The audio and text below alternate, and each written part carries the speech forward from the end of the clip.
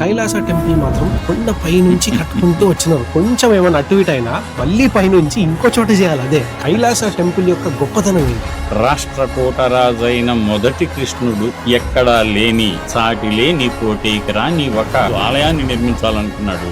ఒక శిల్పి ముందుకొచ్చి ఒక పరి రండి చూడండి అని పిలిచినప్పుడు రాజు చెరువు విశ్వకర్మే ఇక్కడికి వచ్చి ఈ ఆలయాన్ని తీర్చిదిద్దాడు. టెంపుల్స్ పైన చూస్తుంటాం కదా సార్, నార్మల్ దేవునికి సంబంధించిన కార్వింగ్స్ ఉంటాయి, అట్లే స్పెషల్ డిజైర్ కి సంబంధించిన పొజిషన్స్ ఉన్నవి కూడా ఉంటాయి. ఎంత ఎక్స్ట్రీమ్ ఉంటాయంటే సార్, ముగ్గురు నలుగురు అసలు భక్తితో చూసే ఒక టెంపుల్ ఇట్లాంటివి ఎందుకు ఉన్నాయి సార్? కైలాసనాథుడి వాహనమే నంది అంటారు కదా సార్. ఆ నంది యాగంటి అని ఒక ప్లేస్ లో కొన్ని సంవత్సరాల తర్వాత సైజ్ పెరుగుతూ వస్తుంది అని అక్కడ రికార్డ్స్ ఉన్నాయి. అంటే ఇప్పుడు ఒక పర్వతమైన చెక్కిన నంది అయినా సేమ్ అదే మెటీరియల్ తో ఉంటుంది కదా సార్. అది పర్వతం పెరగట్లేదు, బట్ నంది ఎందుకు పెరుగుతుంది సార్? ఒకరు చెప్పగానే అందరూ కూడా దాన్ని అలాగే అనుకున్నారు. ఇప్పటికి కూడా అది అలాగే కొనసాగు. అలా పెరగడానికి కారణం ఏమిటి? శాస్త్రబద్ధంగా ఆలోచించే అవకాశం అందరికీ ఉంది కదా. ప్రపంచమంతా నమ్మేది తాజ్ మహల్ కట్టించింది షాజహాన్ అని, కానీ కొంతకాలం నుంచి తాజ్ మహల్ కాదు తేజో మహాలయ అని అంటున్నారు. దాని కింద శివలింగానికి సంబంధించిన ఉన్నాయి, హిందూ బిలీఫ్స్ కి సంబంధించిన విగ్రహాలు ఉన్నాయి అని చాలా వస్తున్నాయి. సరస్వతి రివర్ అని ఋగ్వేదాలో చెప్పుకున్నారు. లొకేషన్ కి వెళ్ళి చూస్తే ఇప్పుడేమో అక్కడ ఏం లేదు, అంత ఎండిపోయిందంట. కాళేశ్వరంలో కూడా సరస్వతి మొన్న పుష్కరాలు చేశారు. కనిపించని నదికి పుష్కరాలు ఏంటి అని కూడా అనకూడదు, ఎందుకంటే ఇది సంప్రదాయం. సార్, వారణాసి అనేది సాక్షాత్తు శివుడే కట్టినారు దాన్ని అని అంటారు. అంటే అంత గొప్ప మహిమగల సిటీ అంతిమ క్రియలకు కూడా ఫేమస్. అసలు క్రీమేషన్స్ కి ఎందుకు ఫేమస్ అయింది, ఎందుకు అక్కడ చేయాలని అనుకుంటారు? కాశీ అత్యంత పరమ పవిత్ర పుణ్య తీర్థక్షేత్రం. ఆ తీర్థక్షేత్రంలో ఉండటం గొప్ప విషయం, అక్కడ మరణించటం మహా గొప్ప విషయం. అక్కడ మరణించిన తర్వాత ఈ దేహం అక్కడే దగ్ధం కావటం మహా విషయం. దగ్ధమైన శరీర అవశేషాలు భస్మ రూపంలోనూ ఎముకల రూపంలోనూ అవి అలా పారే గంగా నదిలో కలవటం ఆత్మ పరమాత్మలో జోడైంది అన్నటువంటి భావనకు అది సూచిక.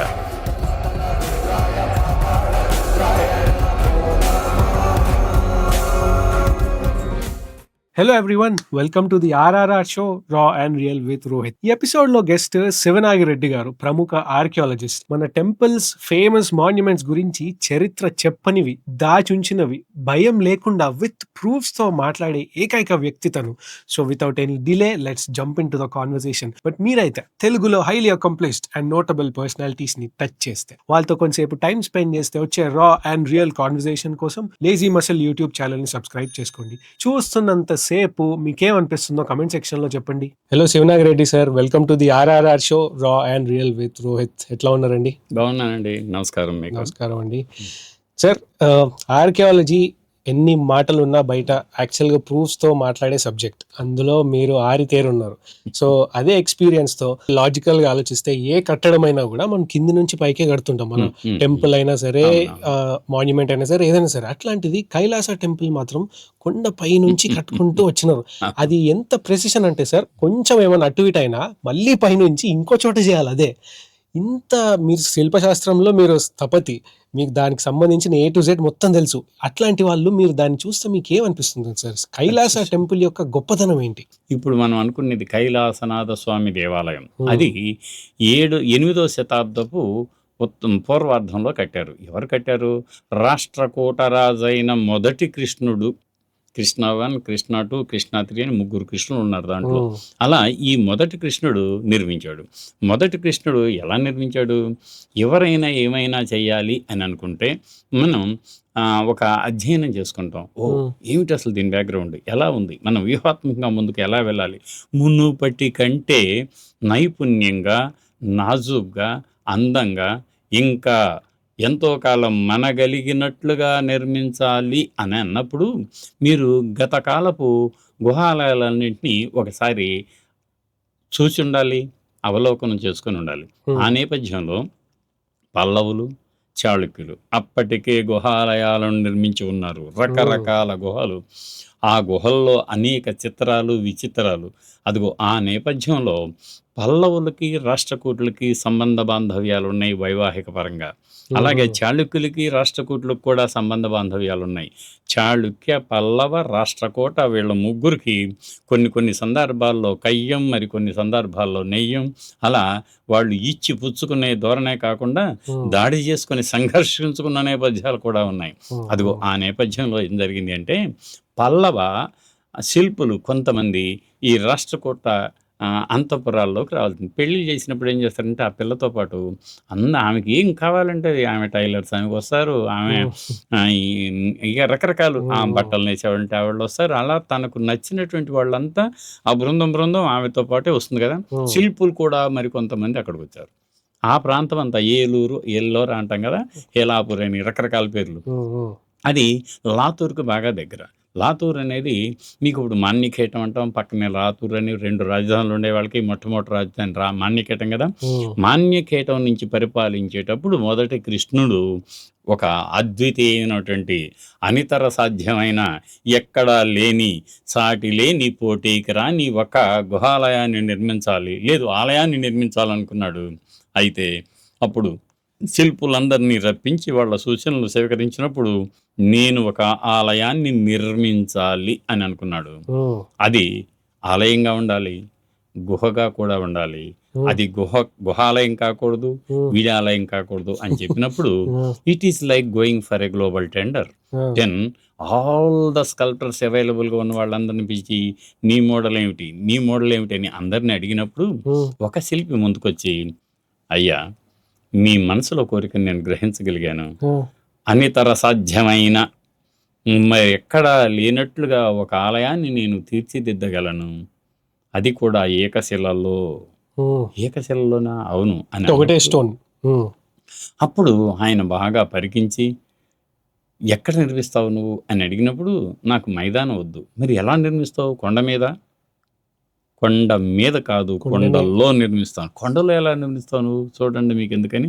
తను ఏం చేయాలనుకున్నాడో ఒక చిన్న మోడల్. ఎప్పుడైనా సరే శిల్పులు ఏం చేస్తారంటే, మోడల్ మనం శిల్పానికి మాకెట్ అంటాం కదా, అలా చిన్న నమూనా ఆలయాన్ని తాను కొయ్యలో రూపొందించి రాజు మొదటి కృష్ణుని ముందు సాక్షాత్కరింపజేశాడు. అదిగో మహానుభావ, మీకు నాకు తప్ప మీ ఇతరులకు తెలియదు, ఇది ఒక బృహత్తర ప్రణాళిక. నేను ఒక సువిశాలమైన కొండ పైభాగాన్ని ఎంచుకుంటాను. మరి అక్కడి నుంచి కడతారా? అక్కడి నుంచి కిందకి వెళ్తాను. కిందకి వెళ్తారు? తొలుచుకుంటూ వెళ్తాను. తొలుచుకుంటూ వస్తే ఆలయం ఎలా వస్తుంది? మీరు చూద్దురు కనుక ముందు విమానానికి నైవైపులా కొంచెం కప్పు మీద మళ్ళీ అటు అటు నలుదిక్కుల చిన్న సైజు విమానాలు, సువిశాలమైన ముందుకు కొనసాగే మహామండపం ముందు ధ్వజస్తంభానికి ముందు బలిపీఠానికి ముందు ప్రవేశ ద్వారం. ఇక మన మామూలు ఆలయాలు నిర్మిస్తే గర్భాలయ, అర్ధమండప, మహామండప, ధ్వజస్తంభ, బలిపీఠ, గోపుర, ప్రాకార, పరివారాలయాలు ఎలా ఉంటాయో అలా నేను దృశ్య రూపంలో నిర్మిస్తున్నాడు. ఏమిటి దృశ్యం, ఏమిటి అదృశ్యం? దృశ్యం అంటేనేమో మీకు ఆలయంలా కనిపిస్తుంది, అదృశ్యం అంటేనేమో అసలు ఆలయం ఎక్కడుంది అనిపిస్తుంది బయట నుంచి చూస్తే.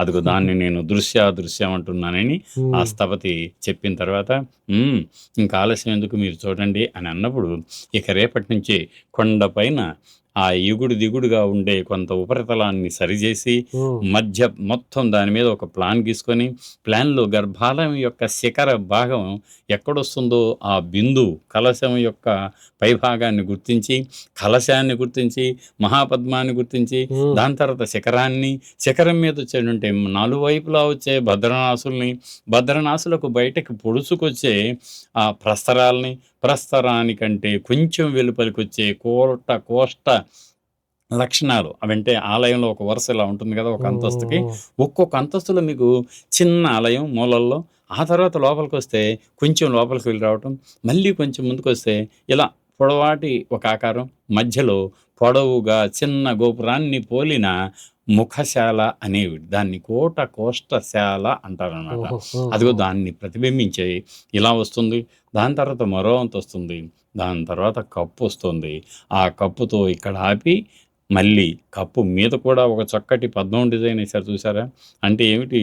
ఈ జగత్తు ఇది జగత్తు కాదు, ఇదొక సరస్సు, ఇది సరస్సు కాదు, అనునిత్యం ఆహ్లాదకరమైన నీలోత్పలాలను పుట్టించే ఒక సరస్సు. రాతిలో సరస్సా? సుదురుగానుగా అని అన్నాడు. ఆ తర్వాత ఇక పైనుంచి కిందకి దిగుతున్నాడు. దిగేటప్పుడు ఆలయం యొక్క వెలుపలి ఆకారాన్ని తీర్చిదిద్దాలి కదా! దానికి ఎంతుందో అంత పైన కొలతలు పెట్టుకొని చుట్టూ మొత్తం దాన్ని తీసేసినారు. అలాగే దాంట్లో సుత్తి అదే అంటే మామూలుగా శానాలు, ఉలులతో దాన్నంతా రాయిని తొలగించి విశాలం మళ్ళీ కొలతలు చూసుకోవాలి. మళ్ళీ మెజర్మెంట్లు ఎక్కడ ఎక్కువ కాకూడదు, తక్కువ కాకూడదు. దాన్నంతా తీర్చిదిద్ది ఆ ఆలయం చుట్టూ అలా పరిభ్రమించేటువంటి ఒక పదాన్ని ఏర్పాటు చేశాడు. ఇక ఆలయ గోడల్ని ఒకవైపు నుంచి అలా మళ్ళీ ఆ ప్రమాణానికి ఎక్కడా సరిపోవు సెంట్రల్ లైన్ బ్రహ్మసూత్రం అంటాం మేము. ఆ బ్రహ్మసూత్రానికి అటు ఇటు కోష్ట లక్షణాలని, పరస్పరాన్ని, పాదవర్గాన్ని, అధిష్టానాన్ని తీర్చిదిద్దాడు. ఇదే రకంగా మళ్ళీ ఆ వైపును దిద్దాడు. మళ్ళీ వెనక్కి వైపు వచ్చి కొలతకు సరిపోను ప్రాసాద బాహ్య విస్తారం అంటారు, దాన్ని తీర్చిదిద్దాడు. ముందుకెళ్ళాడు, ఎదురుగా ద్వారాన్ని కల్పించాడు, లోపలికి వెళ్ళాడు. మళ్ళీ ఒక చిన్న పోర్టికో నుంచి ముందుకెళ్తే రంగమండపం ఎలా ఉంటుంది? కప్పు ఒక్కసారి జారి పడకుండా అందులో ఉన్న స్తంభాలన్నీ కప్పును మోస్తున్నాయా అన్న భ్రమణ కలిగించేట్లుగా మనం మయుణ్ణి గురించి విన్నాం. మయుడు ఆయన ఒక కవి అని కూడా చెబుతారు మహాభారతంలో. అలా మయుణ్ణి మించిన ఈ అభినవమయ శిల్పి ఆశ్చర్యపోయేలా రాజు మాత్రమే అప్పుడప్పుడు చూడటానికి అవకాశం ఉండేది. దాన్నంతా కూడా ఎవరికీ తెలియకుండా అలా దాదాపుగా 10 ఏళ్ల పాటు తీర్చిదిద్దిన తర్వాత ఇప్పటి శాస్త్రవేత్తలంతా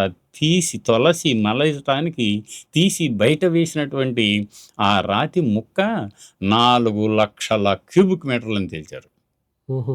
మరి అదంతా ఎలా తవ్వారు? ఉలులు, సుత్తెలు, శానాలు అన్నీ ఉంటాయి కదా, వాటన్నిటితో తవ్వారు. మరి దానికి ఇనుము అవసరం, ఇనుముని ప్రాసెస్ చేయాలి, ఉల్లుగా తీర్చిదిద్దాలి, దానికి కొలింగ్ కావాలి, రకరకాలు. వీళ్ళకి మళ్ళీ రోజు సహాయకులు కావాలి. అత్యంత నైపుణ్యవంతమైనటువంటి స్థపతుల్లో 4 ఉంటారు. ఒకటి స్థపతి, అంటే అసలు వీళ్ళందరికీ డైరెక్టర్ జనరల్ ఆఫ్ కన్స్ట్రక్షన్, ఆయన్ని స్థపతి అంటాం. స్థపతీనాం స్థాపనార్హస్యాత్ సర్వశాస్త్ర విశారదః నా హీనాంగో అతిరిక్తాంగో ధార్మికస్తు దయాపరః గణితజ్ఞ పురాణజ్ఞ వాస్తు విద్యాబ్దపారగాన్ అని చెప్పారు ఆయనకి. అన్ని రకాలుగా he is a man, not an ordinary man, with actually equipped with wonderful mental faculties in all branches of knowledge like mathematics, geometry, painting, art, architecture, everything put together, aesthetics like that. అట్లా ఆ శిల్పులు, ఆయన శిల్పి స్థపతి అయితే ఆయన కింద ఆయన ఆదేశాలను పాటించి ఒక్కొక్క భాగాన్ని తీర్చిదిద్దటానికి కొంతమంది శిల్పుల్ని తనతో పెట్టుకొని ముగించే ఆయన ఉంటాడే, ఆయన్ని సూత్రగ్రాహి అంటారు. ఆయన దగ్గర ఎప్పుడు మెజరింగ్ రాడ్ ఉంటుందన్నమాట. ఆయనకి సహాయకులుగా వర్ధకి అని ఉంటాడు. వర్ధకి అంటే ఏమిటి? Everyday as this is the progress today, that is the progress today అన్నట్టుగా వర్ధకులు అంటారు వాళ్ళని. రోజు 4 మ్యాన్స్ లాగా వాళ్ళు అన్నీ చూస్తారు, వీళ్ళకి నివేదిస్తూ ఉంటారు. మరి చివరికి who are the people actually doing the thing అంటే తక్షక. ఎవరైతే చెక్కుతారో వాళ్ళని తక్షకులు అంటాం మనం.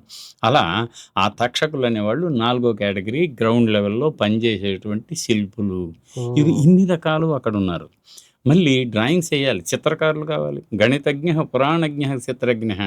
ఈయన బొమ్మ వేయాలంటే ఎట్లా సరిపడు? మీ బొమ్మను చెక్కాలండి, నేను డ్రాయింగ్ వేసుకుంటే కానీ చెక్కలేను రాతి మీద, నాకు డ్రాయింగ్ రావాలి. అదిగా అలా తీర్చిదిద్దారు కదా. అంతా అయిన తర్వాత మళ్ళీ అక్కడ గజధార, హాయిగా ఏనుగులు ఒక వరసల ఒకదాని వెంట ఒకటి వయ్యారంగా వంపు సొంపులతో అనుకుంటూ అలా అనుకుంటూ కవ్విస్తూ కదిలిస్తూ జరుగుతాయి కదా. అదిగో అది అయితే చివరికి ఏమైంది? ఆహా, పూర్తి అయిపోయింది. రాజుకి, అయ్యా మీరు ఇచ్చినటువంటి ప్రాజెక్ట్ నేను పూర్తి చేసి మీకు అప్పగించడానికి సిద్ధంగా ఉన్నాను, ఒక పరి రండి చూడండి అని పిలిచినప్పుడు రాజు ఆశ్చర్యం పొందాడు. ఆయనకి మాట రాలేదు. ఆలోచించాడు, విశ్వకర్మే ఇక్కడికి వచ్చి ఈ ఆలయాన్ని తీర్చిదిద్దాడా అని ఆశ్చర్యపోయాడు. అలా అప్పటి వరకు ఎక్కడా లేనటువంటి విలక్షణమైన వాస్తు వైవిధ్య భరిత రూపలావణ్య శిల్పాల కల్పనలో ఆరితేరిన వందల వేల మంది శిల్పుల మూకుమ్మడి ప్రతిభా పాటవాల నైపుణ్య ప్రతీక కైలాసనాథ స్వామి దేవాలయం ఎల్లోరా. సార్ చాలా సార్లు మనం టెంపుల్స్ పైన చూస్తుంటాం కదా సార్, నార్మల్ దేవునికి సంబంధించిన కార్వింగ్స్ ఉంటాయి, అట్లే సెక్షువల్ డిజైర్ కి సంబంధించిన పొజిషన్స్ ఉన్నవి కూడా ఉంటాయి. ఎంత ఎక్స్ట్రీమ్ ఉంటాయంటే సార్, ముగ్గురు నలుగురు గ్రూప్ ఆఖరికి జంతువులతో కూడా చేసేవి అనేకం కనిపిస్తుంటాయి మనకు. అసలు భక్తితో చూసే ఒక టెంపుల్ పైన ఇట్లాంటివి ఎందుకు ఉన్నాయి సార్? అంటే దీన్ని కొంచెం ఒక రకంగా ఆలోచిస్తే మీకు దేవాలయం మీద భూత బొమ్మలు ఎందుకు అని తాపి ధర్మారావు గారు ఒక మంచి పుస్తకం రాశాడు. ఆ తర్వాత మళ్ళీ మనం బాగా ఆసక్తికరంగా కొంచెం శాస్త్ర సాంకేతిక పద్ధతుల్లో సాహిత్యాధారాలతో శిల్పాలను కూడా జోడించి గుడిలో శిల్పులు అని ఆరుద్ర బుక్ రాశాడు. ఏమిటి గుడిలో శిల్పులు? అహో ఖజురహో అంటున్నామే, ఏమిటి ఆహో? ఏమి లేదు. ఆలయం చుట్టూ ఒకసారి పరిభ్రమించేటప్పుడు కంటి చూపు ఎక్కడ పడుతుందో అక్కడ ఆ వరుస చుట్టూ శృంగార భంగిమలే. ఎందుకు ఆ శృంగార భంగిమలు అని అంటే, నిజం చెప్పాలంటే మానవుడికి మనం ఇలా 4 ఆశ్రమాలని, యవ్వనం, తర్వాత గృహస్థ, వార్ధక్యం, వానప్రస్థం అని ఇలా 4 మనం ఒక దశలు కొన్ని పెట్టుకున్నాం కదా, పురుషార్థాల్లో ఒకటని. అదే ఒక నేపథ్యం అయితే మనం అనుకుందాం. ఒకటి వివేకం. అంటే వివేకం అంటే ఏమిటి? విద్యను కరిసినవాడు ఇది మంచి ఇది చెడు అని విచక్షణతో చేయగలగటమే విద్య. తెలుసుకొని అలా లేనప్పుడు అవివేకంగా అజ్ఞానంగా అలాగే జీవనాలు గడుపుతూ ఉంటారు. వాడిని మనం మనిషి కాదు అని అనలేము. కానీ ఇక్కడికే రండి, పెళ్ళయింది, ఒక జంట పెళ్ళయింది, యుక్త వయసు వచ్చింది. పెళ్ళయిన తర్వాత ఏమైంది? ఇక బాగా సౌకర్యాలు ఉన్న వాళ్ళంతానేమో భోగలాలసంగా జీవిస్తూ ఉంటారు. వాళ్ళకి శృంగారం అత్యంత ఇష్టమైన ఒక కార్యక్రమంగా ఉంటుంది. కానీ పెళ్ళయింది, వాళ్ళిద్దరు ఎవరంటే జీతగాడు, జీతగాడి భార్య. జీతగాడేమో పొద్దాక పొలానే ఉంటాడు, జీతగత్తేమో ఎప్పుడు ఇంట్లోనే వీళ్ళకి సపర్యలు చేస్తూ, ఇళ్ళు తుడుస్తూ, వంటలు చేస్తూ, గిన్నెలు తోముకుంటూ ఇలాగే ఉంటుంది. ఇక్కడే నిద్రపోతుంది. వాడు పొలానే అక్కడే నిద్రపోతూ ఉంటాడు. మరి ఎట్లా వాళ్ళిద్దరు ఎప్పుడు కలవాలి? అసలు ఉన్నటువంటి ఈ మామూలుగా అసలు ఒక ప్రాసెస్కి వాళ్ళకి తెలియట్ల ప్రాసెస్ అని. అది ఆ నేపథ్యం కోసం ఏం చేయారంటే, గుడికి పోయినప్పుడు జాతరలో ఒక్క రాత్రి అయినా నిద్ర చేయాలి అని నియమం పెట్టారు. అక్కడ నిద్ర చేయటం వల్ల ఏమైంది? గుడి చుట్టూ తిరుగుతారు, తిరిగిన తర్వాత అక్కడ నిద్ర చేస్తారు. అదిగో కనీసం అప్పుడు వారికి ఏం చెయ్యాలో తెలియకుండా గడిపే ఒక జీవన విధానం నుంచి ఆ రోజు ఒక కొత్త ఆలోచన మెరుస్తుంది. అదిగో ఆ బొమ్మలన్నీ వాళ్ళకి స్ఫూర్తివంతంగా, కారకాలుగా, ప్రేరకాలుగా ఉంటూ, ఓ నువ్వక్కడా నేను ఇక్కడా కాదు, మన ఇద్దరం కలిసి కలగలుపుగా దాంపత్య జీవితాన్ని, మైథున సుఖాన్ని ఆస్వాదించాలి అన్న విషయం వాళ్ళకి చెప్పకనే చెబుతాయి ఆ బొమ్మలన్నీ. అంతే తప్ప ఏదో లోపలికి వెళ్తేనేమో దేవుడు, మళ్ళీ దేవుడు చుట్టూ ఇదంతా బూతు, ఈ బూతు అని అనుకోవటానికి లేదు. దాన్ని విజ్ఞానపరంగా శృంగారం అనే ఒక రసాన్ని నలుగురికి తెలియజెప్పే ప్రక్రియలో భాగంగా శిల్పి అప్పటికే అందుబాటులో ఉన్న వాత్సాయన కామసూత్రాల్లోని వివిధ భంగిమల్ని అలా శిల్పంలో తన ఉలితో వెన్నను వేళ్లతో తీర్చిదిద్దినట్లుగా దిద్దాడు. సార్, వారణాసి అనేది oldest constructed cities on the planet అని అంటారు. సాక్షాత్తు శివుడే కట్టినారు దాన్ని అని అంటారు. అంటే అంత గొప్ప మహిమగల సిటీ ఓకే, భక్తికి మహిమకి ఫేమస్, అట్లే క్రీమేషన్స్ అంతిమ క్రియలకు కూడా ఫేమస్. ఎందుకైంది సార్ ఒకప్పుడు గొప్ప సిటీ దానికి దీనికి అసలు క్రీమేషన్స్కి ఎందుకు ఫేమస్ అయింది? ఎందుకు అక్కడ పెట్టాలని అనుకుంటారు, అక్కడ ఎందుకు చేయాలని అనుకుంటారు ఆ క్రియలు? వారణాసి, వాణారసి 2 రకాల పేర్లు ఉన్నాయి. వారణాసి అని అంటారు కదా. ఆ వారణాసి ఇటు అన్ని రకాల సాహిత్యాల్లోనూ తనకంటూ ఒక ప్రత్యేక స్థానాన్ని దక్కించుకుంది. సిద్ధార్థుడు బుద్ధుడయ్యే ముందు 547 జాతక కథలు మనకున్నాయి కదా. వాటిలో ఎక్కువ పుట్టుకలన్నీ కూడా వారణాసిలోనే జరిగాయి. దాన్ని ఏమంటారు? బోధిసత్వుడు వారణాసిలో జన్మించినప్పుడు, లేక బోధిసత్వుడు వారణాసిలో ఇలా ఉన్నప్పుడు అనేటువంటి సందర్భాలని మనం జాతక కథల్లో చదువుతాం. అలాగే జైన కథలు, జైన సాహిత్యంలో ఉంటుంది.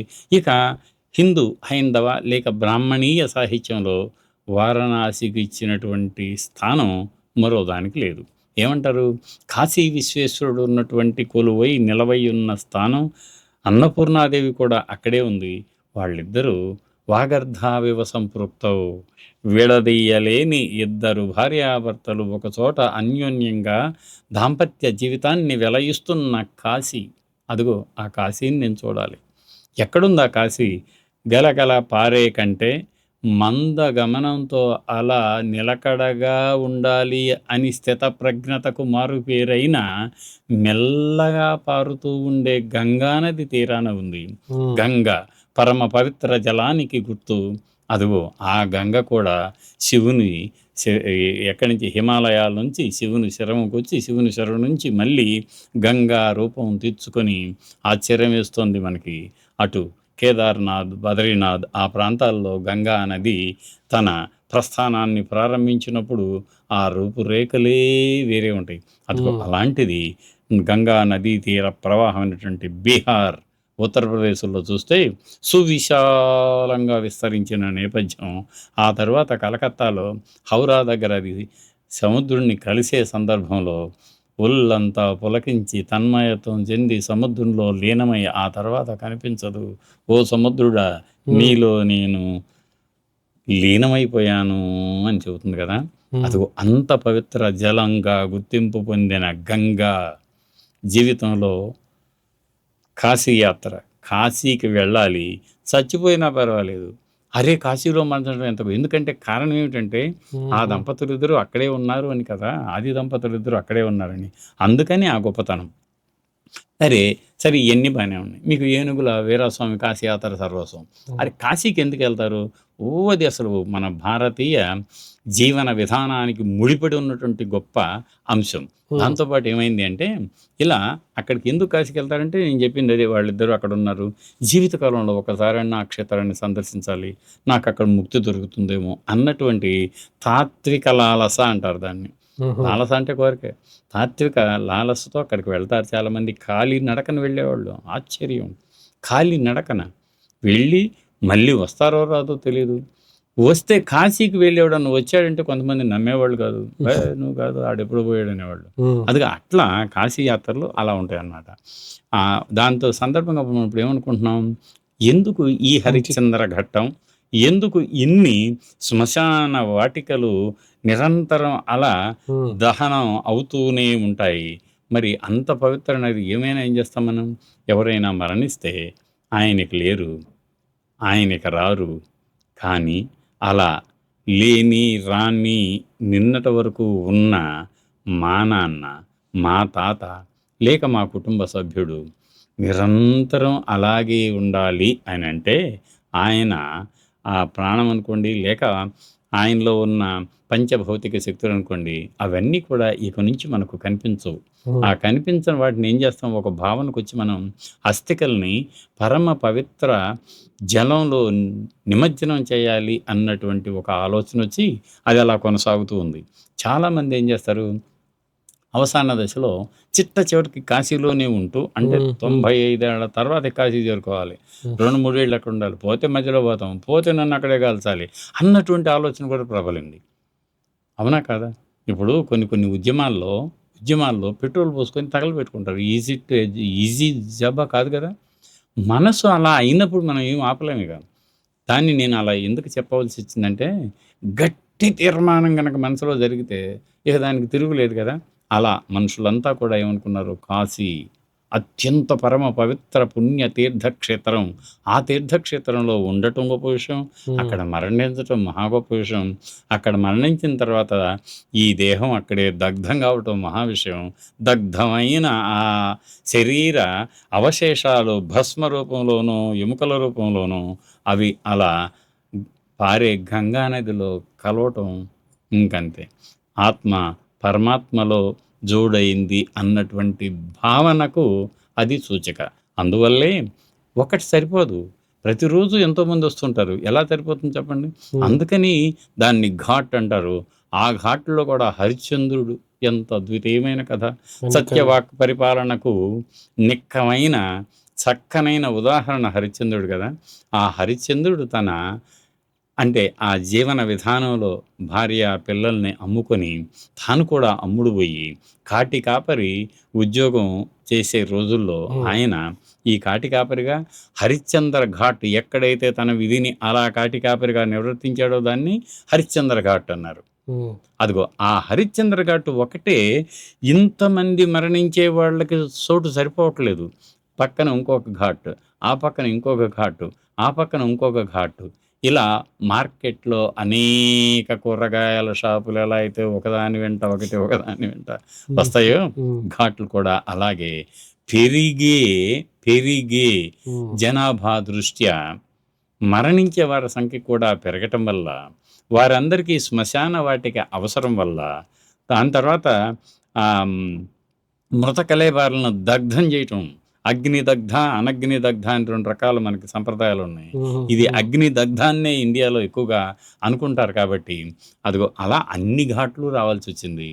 అక్కడ చనిపోతే ఇంకేం కావాలని కుటుంబ సభ్యులు కూడా, నాయన చనిపోయాడని ఎవరు ఏడవరు. కాశీలో చనిపోతే ఎంత పుణ్యం దక్కింది మనకి, మా నాయన ఎంత అదృష్టవంతుడు అని అనుకుంటారు. అదే నాయన ఇక్కడెక్కడైనా చనిపోతే అయ్యో అప్పుడే ఎందుకు చనిపోయాడు, ఇంకా 10 ఏళ్ళు బతికేవాడు అని అనుకుంటాం అనుకోమా. అక్కడ అలా అనుకోరు. అది ఒక సెంటిమెంట్తో ముడిపడినటువంటి పుణ్యక్షేత్ర భావన. పాడ్కాస్ట్లో ఇక్కడి వరకు మీరు వచ్చినారంటే ఇన్ఫర్మేషన్ మిమ్మల్ని చాలా అట్రాక్ట్ చూస్తున్నారు కానీ చూస్తున్న వాళ్ళందరూ సబ్స్క్రైబ్ చేసుకోవట్లేదు. Please do subscribe sir. అట్లాంటి ఆ కైలాసనాథుడి వాహనమే నంది అంటారు కదా సార్. ఆ నంది యాగంటి అని ఒక ప్లేస్లో ప్రతి సంవత్సరానికి కొన్ని సంవత్సరాల తర్వాత సైజ్ పెరుగుతూ వస్తుంది అని అక్కడ రికార్డ్స్ ఉన్నాయి. అండ్ చుట్టుపక్కల ఉండే వాళ్ళు కూడా గ్రహిస్తూ వస్తున్నారు. బనగానపల్లి పక్కనే యాగంటి. సో అంటే ఇప్పుడు ఒక పర్వతమైన ఆ చెక్కిన నంది అయినా సేమ్ అదే మెటీరియల్తో ఉంటుంది కదా సార్. అది పర్వతం పెరగట్లేదు, బట్ నంది ఎందుకు పెరుగుతుంది సార్? ఏంటి అదేమన్నా స్పెషాలిటీ రాక్ అంటే మనం ఒక్కొక్కసారి ఏమవుతుందంటే ప్రజల సెంటిమెంటుకి సంబంధించిన కొన్ని విషయాలు ఉంటాయి. అవి ఇలా వాస్తవానికి దూరమా దగ్గర అనేది కూడా చర్చించుకోకూడదు. ఎందుకు అంటే ఒక్కొక్క స్థలానికి స్థల పురాణం అంటాం మనం. అక్కడ ఏదో ఒక మహత్తును చొప్పించినప్పుడు మాత్రమే ఆ ప్రదేశానికి స్థలాభోగం శిలాభోగం అని అంటాం కదా. స్థలాభోగం అంటే ఏంటి? అబ్బా ఆ స్థలమా, అది ఒక పుణ్యక్షేత్రం రా, ఆ స్థలమా అక్కడే అని ఏదో ఒక సంఘటనకు ముడిపెట్టబడి ఉంటుంది. ఒక సంఘటనకు ఏదైనా ప్రాంతాన్ని ప్రదేశాన్ని ముడిపెట్టినప్పుడు మాత్రమే జనానికి ఆ ప్రదేశాన్ని చూద్దాం అన్న కుతూహలం కలుగుతుంది. ఉదాహరణకు రామాయణంలో కిష్కింద. ఎక్కడ ఈ కిష్కింద అంటే మన హంపి పక్కనున్న అనెగొందికి పరిసర ప్రాంతమే కిష్కింద అని అన్నప్పుడు హంపి దాకా వచ్చామే, అటు పక్క అనెగొందికి వెళ్ళి ఆ కిష్కిందను కూడా చూద్దాం అని అనిపిస్తుందా లేదా? అదిగో అలా ఆసక్తిని కలిగించడానికి, తర్వాత ఇంకా రేకెత్తించడానికి ఇలాంటి కొన్ని సంఘటనలు స్థలాలకు ముడిపెట్టడం అనేది ఇక్కడే కాదు, ప్రపంచంలో అన్ని దేశాల్లోనూ ఉంది. దాన్నే మనం మైథాలజీ అంటాం. మైథాలజీ అనేది పురాణ సంబంధమైన ఒకప్పటి సంఘటనల్ని ఇప్పటి స్థలాలకు జోడించడం జరుగుతుంది. లేకపోతే ఎలా చెప్పండి? కాళిదాసు, మహాకవి కాళిదాసు, ఆయన మేఘ సందేశంలో ఆయన వర్ణించే జియోగ్రఫీ మామూలు జియోగ్రఫీయా? అలా ఇక్కడికి ఏమైందంటే ఈ యాగంటికి వద్దాం మనం. యాగంటిలో ఒక ఆలయం ఉంది. ఆ ఆలయం ఎప్పుడు కట్టారు అని అనుకుంటే పలానప్పుడు కట్టారు. పలానప్పుడు ఇప్పుడు విజయనగర కాలంలో కట్టారు అని అనుకుందాం మనం. విజయనగర కాలంలో ఆలయం నిర్మించాలి అంటే ముందుగా నేల మీద ఆలయం ప్లాన్ గీయాలి. గీసిన తర్వాత పునాదులు ఏర్పాటు చేయాలి. తర్వాత దానికి అధిష్టానం, స్తంభవర్గం, స్తంభాలు, మండపాలు, గోపురం ఇవన్నీ వస్తాయి. ఆ వచ్చే సందర్భంలో ఒక కోనేరును కూడా అక్కడ చెక్కారు. అంటే నిరంతరం నీళ్లు పారుతూ ఉంటాయి. అది ఆ కోనేరులో పక్కనే ఒక మండపం ఉంటుంది. ఆ మండపంలో నంది ప్రతిష్ఠితమైంది. అది నంది యాగంటీశ్వరుడికి వాహనం నంది కదా. ఆ నంది ఏమైందంటే బాగా పెద్ద సైజు అయినటువంటి నందికి నిజంగా ఏం చేస్తారంటే నందికి మధ్యలో అలా కనిపించేట్టుగా అటు ఇటు నలువైపులా సమమైన ఖాళీ ఉండేట్లుగా మండపాన్ని నిర్మిస్తారు. ఇక్కడ ఏమైంది, నంది ముందుగా చెక్కి అక్కడ పెట్టడం జరిగింది. దానికి ఆచ్ఛాదనం ఉండాలి కదా అన్న ఉద్దేశంతో దానికి బాగా క్లోజ్గా ఒక మండపం కట్టడం జరిగింది. ఆ మండపం బాగా ఇరుగ్గా ఉన్నట్లుగా ఉంటుంది మనకి. అయితే పోయే ప్రతి వాళ్ళు ఏం చేస్తారు అంటే ఆలయంలో దర్శనం చేసుకునితో బయటకు వచ్చి ముందు కూడా స్వామివారి స్వామివారిని దర్శించే ముందు నందిని అలా పృష్ఠభాగంలో స్పృశించి కొమ్ముల ద్వారా స్వామివారిని దర్శించడం అనేది ఒక సంప్రదాయంగా ఉంది కాబట్టి ఉమ్, అలా చూసి ప్రతి వాళ్ళు ఏం చేస్తున్నారు, they are coming very close in contact with the body of the Nandi. ఆ నంది దగ్గరికి వస్తారు. ఆ నంది దానికి బాగా సమీపంగా ఉంటుంది. దూరం నుంచి చూసేది కాదు, దగ్గర నుంచి చూస్తూ ఉంటారు. ఉమ్, ఇలా చూసినప్పుడు ఏమవుతుంది, మండపం ఏమో దానికి ఆనుకొని 4 కాళ్ళ మండపం ఉంటుంది. బాగా ఆనుకొని ఉంటుంది. ఉమ్, ఈ వీళ్ళు వచ్చినప్పుడు మరోసారి వచ్చినప్పుడు, అరే! పోయినసారి వచ్చినప్పుడు కంటే ఇదేందో కొంచెం పెరిగినట్టుంది అనేటువంటి ఒక భావన బయటకొచ్చింది. నిజంగా ఆలోచిస్తే అది ఏదైనా స్థలపురానికి సంబంధించిన ఒక అంశం అయ్యుండొచ్చు. మనం ప్రజల అందరి అభిమతాన్ని కూడా గౌరవిద్దాం. అది ఒక పక్కన. మరోసారి అంటే ప్రతి వాళ్ళు ఇప్పుడు పిల్లలే అడుగుతారు మనని. ఏమని? తాతయ్య నంది పెరుగుతుందన్నారు కదా! ఎలా పెరుగుతుంది? ఉమ్, అలా పెరగటానికి కారణం ఏమిటి? వస్తుగుణ దీపిక నేపథ్యంలో దాన్ని నాకు వివరిస్తారా? అని అడిగారనుకోండి ఎవరైనా. ఉమ్, మనం ఏం చేయాలి? నిజమే కదా! అని అనుకోని పెరుగుతుంది, లేక తరుగుతుంది. పెరగటానికి కారణం ఏమిటి? తరగటానికి కారణం ఏమిటి? ఉమ్, అసలు ఏం పెరగదు? ఎలా శిల్పి కొండ నుంచి రాయిని తొలగించి బయటకి తీసుకొచ్చి దాన్ని ఒక ఆకారం తీర్చిదిద్ది నందిని అక్కడ చెక్కి శిల్పశాలలో దాన్ని తీసుకొచ్చి ఇక్కడ ప్రతిష్ఠించాడు కదా! ఉమ్, ప్రతిష్ఠించినప్పుడు ఏ ప్రమాణంలో ఉంటుందో అదే ప్రమాణం అలాగే ఉంటుంది. అదే ప్రమాణం ఇంకా అంటే ఎప్పటికైనా అదే ప్రమాణంలో ఉంటుంది. ఉమ్, ఉమ్, కానీ పెరగటం గాని, తరగటం అంటే ఎప్పుడేంటంటే బాగా అరగదీయటాలు ఇవన్నీ చేసినప్పుడు తరిగిపోతూ ఉంటుంది. ఆ పైన పొరలు, పొరలు, పొరలు కింద కూతగా వస్తా ఉంటాయి. ఉమ్, కానీ ఇక్కడ మాత్రం పెరుగుతుంది, పెరుగుతుంది అనేటువంటి ఒక నమ్మిక వచ్చింది. ఒకరు చెప్పగానే అందరూ కూడా దాన్ని అలాగే అనుకున్నారు. ప్రతి వాళ్ళు కూడా వాళ్ళక్కడికెళ్ళి చూసినప్పుడు, మళ్ళీ చూసినప్పుడు అంటే 3, 4 ఏళ్ల తర్వాతో ఎప్పుడో అది కొంచెం పెరుగుతుంది, కొంచెం పెరిగింది అని అనుకుంటారు. మరి అది కూడా కేంద్ర పురావస్తు శాఖ ఆధ్వర్యంలో ఉన్న రక్షిత కట్టడం. వాళ్ళ ఉమ్. దగ్గర ఒక విధి విధానంగా దాన్ని మేనేజ్ చేస్తూ ఉంటారు, పర్యవేక్షిస్తూ ఉంటారు. చాలామంది అడిగారు వాళ్ళని కూడా. ఇది మరి నిజంగా పెరుగుతుందా? పెరిగిందా? ఉమ్, ఎలా పెరుగుతుంది అని అడిగితే, వాళ్ళు అక్కడ ఉండేటువంటి సిబ్బంది సరైన సమాధానాలు ఇవ్వగలిగిన విజ్ఞానవంతులు కాదు. కానప్పుడు పెరిగిందండి నిజమే లాస్ట్ ఇయర్ ఎంత ఉందో. నిజం చెప్పాలంటే అంటే 400 సంవత్సరాలుగా మనం అని అనుకుంటే, ఉమ్, 400 సంవత్సరాల నుంచి ఆ నంది యొక్క బాడీ పెరుక్కుంటూ పోతే, మరి అది స్తంభాలని ఎఫెక్ట్ చేయాలి. అంటే ఇప్పుడు మనం ఎక్కడైనా గోడలో ఒక చిన్న మొక్క పెరుగుతుంది. ఆ మొక్క ఏమవుతుంది? ఈ సంవత్సరం నుంచి మరో సంవత్సరం వచ్చేసరికి మొక్క విస్తృతమవుతుంది, వెడల్పోతుంది. వెడల్పైన కొద్దికి గోడ పగుళ్ళిస్తుంది. ఇంకా చూస్తే పెద్ద పెద్ద అరుగులు కట్టుకుంటాం ఊళ్ళలో. అరుగులు కూడా పగిలిపోతాయి కదా! ఉమ్, ఎందుకంటే పెరగటం అనేది జీవం ఉన్నటువంటి ఒక వస్తువు యొక్క లక్షణం. మరి నందికి జీవం లేదా అని అంటే, దేవతాపరమైనటువంటి దైవత్వం ఉట్టిపడే ఆ నందికి మరో రకమైన జీవం ఉంటుంది. కానీ శిలాపరంగా దానికి జీవం ఉండదు. అంటే ఎందుకంటే మనం ఉమ్, తొలగించాం, ఉమ్, తీసుకొచ్చాం, ఇక్కడ పెట్టాం. ఇది కేవలం నేను అనుకోవటం ఏమిటంటే, స్థలపురానికి సంబంధించిన ఒక అంశాన్ని గౌరవించాలి అన్నట్లుగా ప్రతి వాళ్ళు దాన్ని అలాగే ఆ నమ్మకాన్ని వింటూ, దాన్ని కొనసాగిస్తూ, మళ్ళీ దాన్నే ప్రచారం చేస్తున్నారు కాబట్టి, యాగంటి నందీశ్వరుడు నిత్యం పెరుగుతూనే ఉన్నాడు అన్నటువంటి ఒక వార్త ప్రచారంలోకొచ్చింది. ఇప్పటికి కూడా అది అలాగే కొనసాగుతుంది. సార్ అంటే లైమ్ స్టోన్ రాక్ కానీ ఇగ్నీషియస్ రాక్ కానీ అదేదో అదంతకదే పెరుగుతుంది అది కరెక్టేనా సార్? ఏది పెరగదు అసలు. ఏది పెరగదు. ఏది పెరగదు. ఉమ్, పెరగాలి అంటే దానికి కెమికల్ యాక్షన్స్ ఎక్కడన్నది అది ఇప్పుడు కాదు అది. ఉమ్, ఎప్పుడో అసలు భూమి ఏర్పడినప్పుడు ఉమ్, ఆ లావా, గ్లేషియర్, ఇంటర్ గ్లేషియర్ పీరియడ్స్‌లో ఉమ్, ఆ ప్రక్రియలు జరిగాయి. ఉమ్, ఇక అంతా అయిపోయింది. ఎట్లా పెరుగుతాయి? పెరగవు కదా! అలా. ఉమ్, అంటే నేననేది ఏందంటే, బాగా నమ్మకం ఉన్నటువంటి భక్తుల మనోభావాల్ని దెబ్బతీసేటువంటి ఆహ్, హక్కు మాటలు నాకు లేదు. నేను ఉమ్, చేయకూడదు కదా! కానీ ఇందాక నేనేమన్నాను? ఎప్పటినుంచో వస్తున్నటువంటి ఒక నమ్మిక ఉమ్, ఇప్పటికి కూడా ఈ తరానికి కూడా ఆ నమ్మికే వాళ్ళని అలాగే నమ్మేట్లుగా చేస్తూ ఉంది గదా! ఆ నమ్మకాన్ని అలా ఉన్నివ్వండి. మళ్ళీ ప్రశ్నిస్తే ఏమవుతుందంటే వాళ్ళ మనోభావాలన్నీ దెబ్బతిని ఉమ్, వేరే రకమైనటువంటి ఆలోచనలకు తావిస్తుంది కాబట్టి, ఒకటేమో శాస్త్రబద్ధంగా ఆలోచించడం. దాన్ని కాదని అనకూడదు. మరి మనం ఈ ప్రజల అభిమతం అవుతుందే, అలాంటప్పుడు సెంటిమెంట్లు దెబ్బతింటూ ఉంటాయి.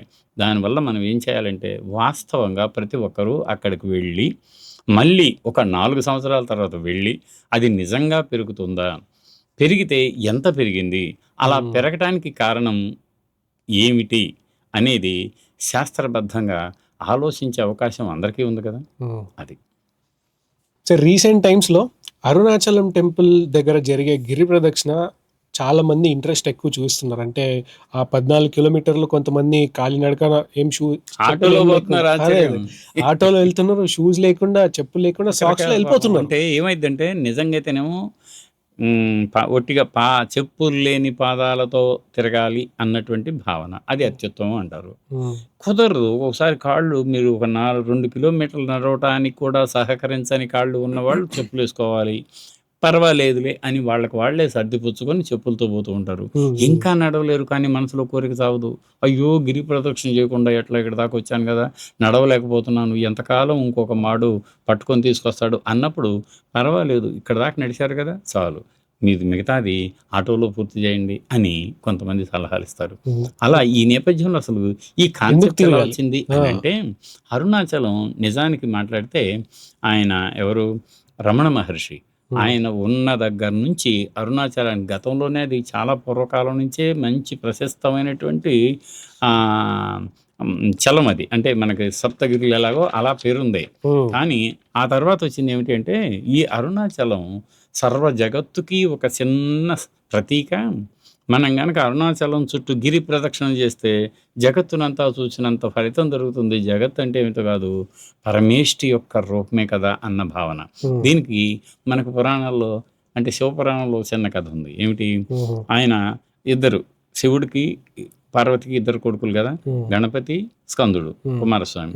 వీళ్ళిద్దరిలో అన్నారంట, మీరు ప్రపంచాన్ని ఎంత తొందరగా ఎవరు చుట్టూ వస్తారో చూస్తే వాడికి ఒక వరం ఇస్తాను అని అన్నప్పుడు పాపం కుమారస్వామి హాయిగా పరిగెత్తుకుంటూ పోయి ఉంటుంది, నేను తక్కువ తిరిగి వస్తాను, I can run so fast అని. వినాయకుడు అనుకున్నాడంట, ఎక్కడ దాకా ఎందుకు, జగత్ అంటేనే మీరిద్దరు పార్వతీ పరమేశ్వరులే జగత్ కదా, మీ చుట్టూ తిరిగి వస్తానని సింపుల్గా అలా తిరిగి వచ్చేసాడంట. అదిగో అది గిరి ప్రదక్షిణకు మూలం. వాళ్ళు ఆ కొండను కూడా వాళ్ళు ఇప్పుడు ఏమైంది, అరుణాచలంలో ప్రారంభమైన గిరి ప్రదక్షిణ ప్రతి ఊళ్ళో, మంగళగిరిలో కూడా మన బిగినైంది, సింహాచలంలో బిగినైంది. అది ఒక కొత్త రకం వచ్చింది. ఊళ్ళల్లో కూడా చిన్న కొండ ఉంటే చుట్టూ ఒక ఘాట్ రోడ్ వేసి గిరి ప్రదక్షిణ చేసేస్తున్నారు. సరే, మనం వ్యాయామ పరంగా, ఆధ్యాత్మిక పరంగా మంచిదే కదా అని దాంట్లో ఏమాత్రం తప్పు పట్టుకోవడానికి అవకాశం, ఆస్కారం లేదన్నమాట.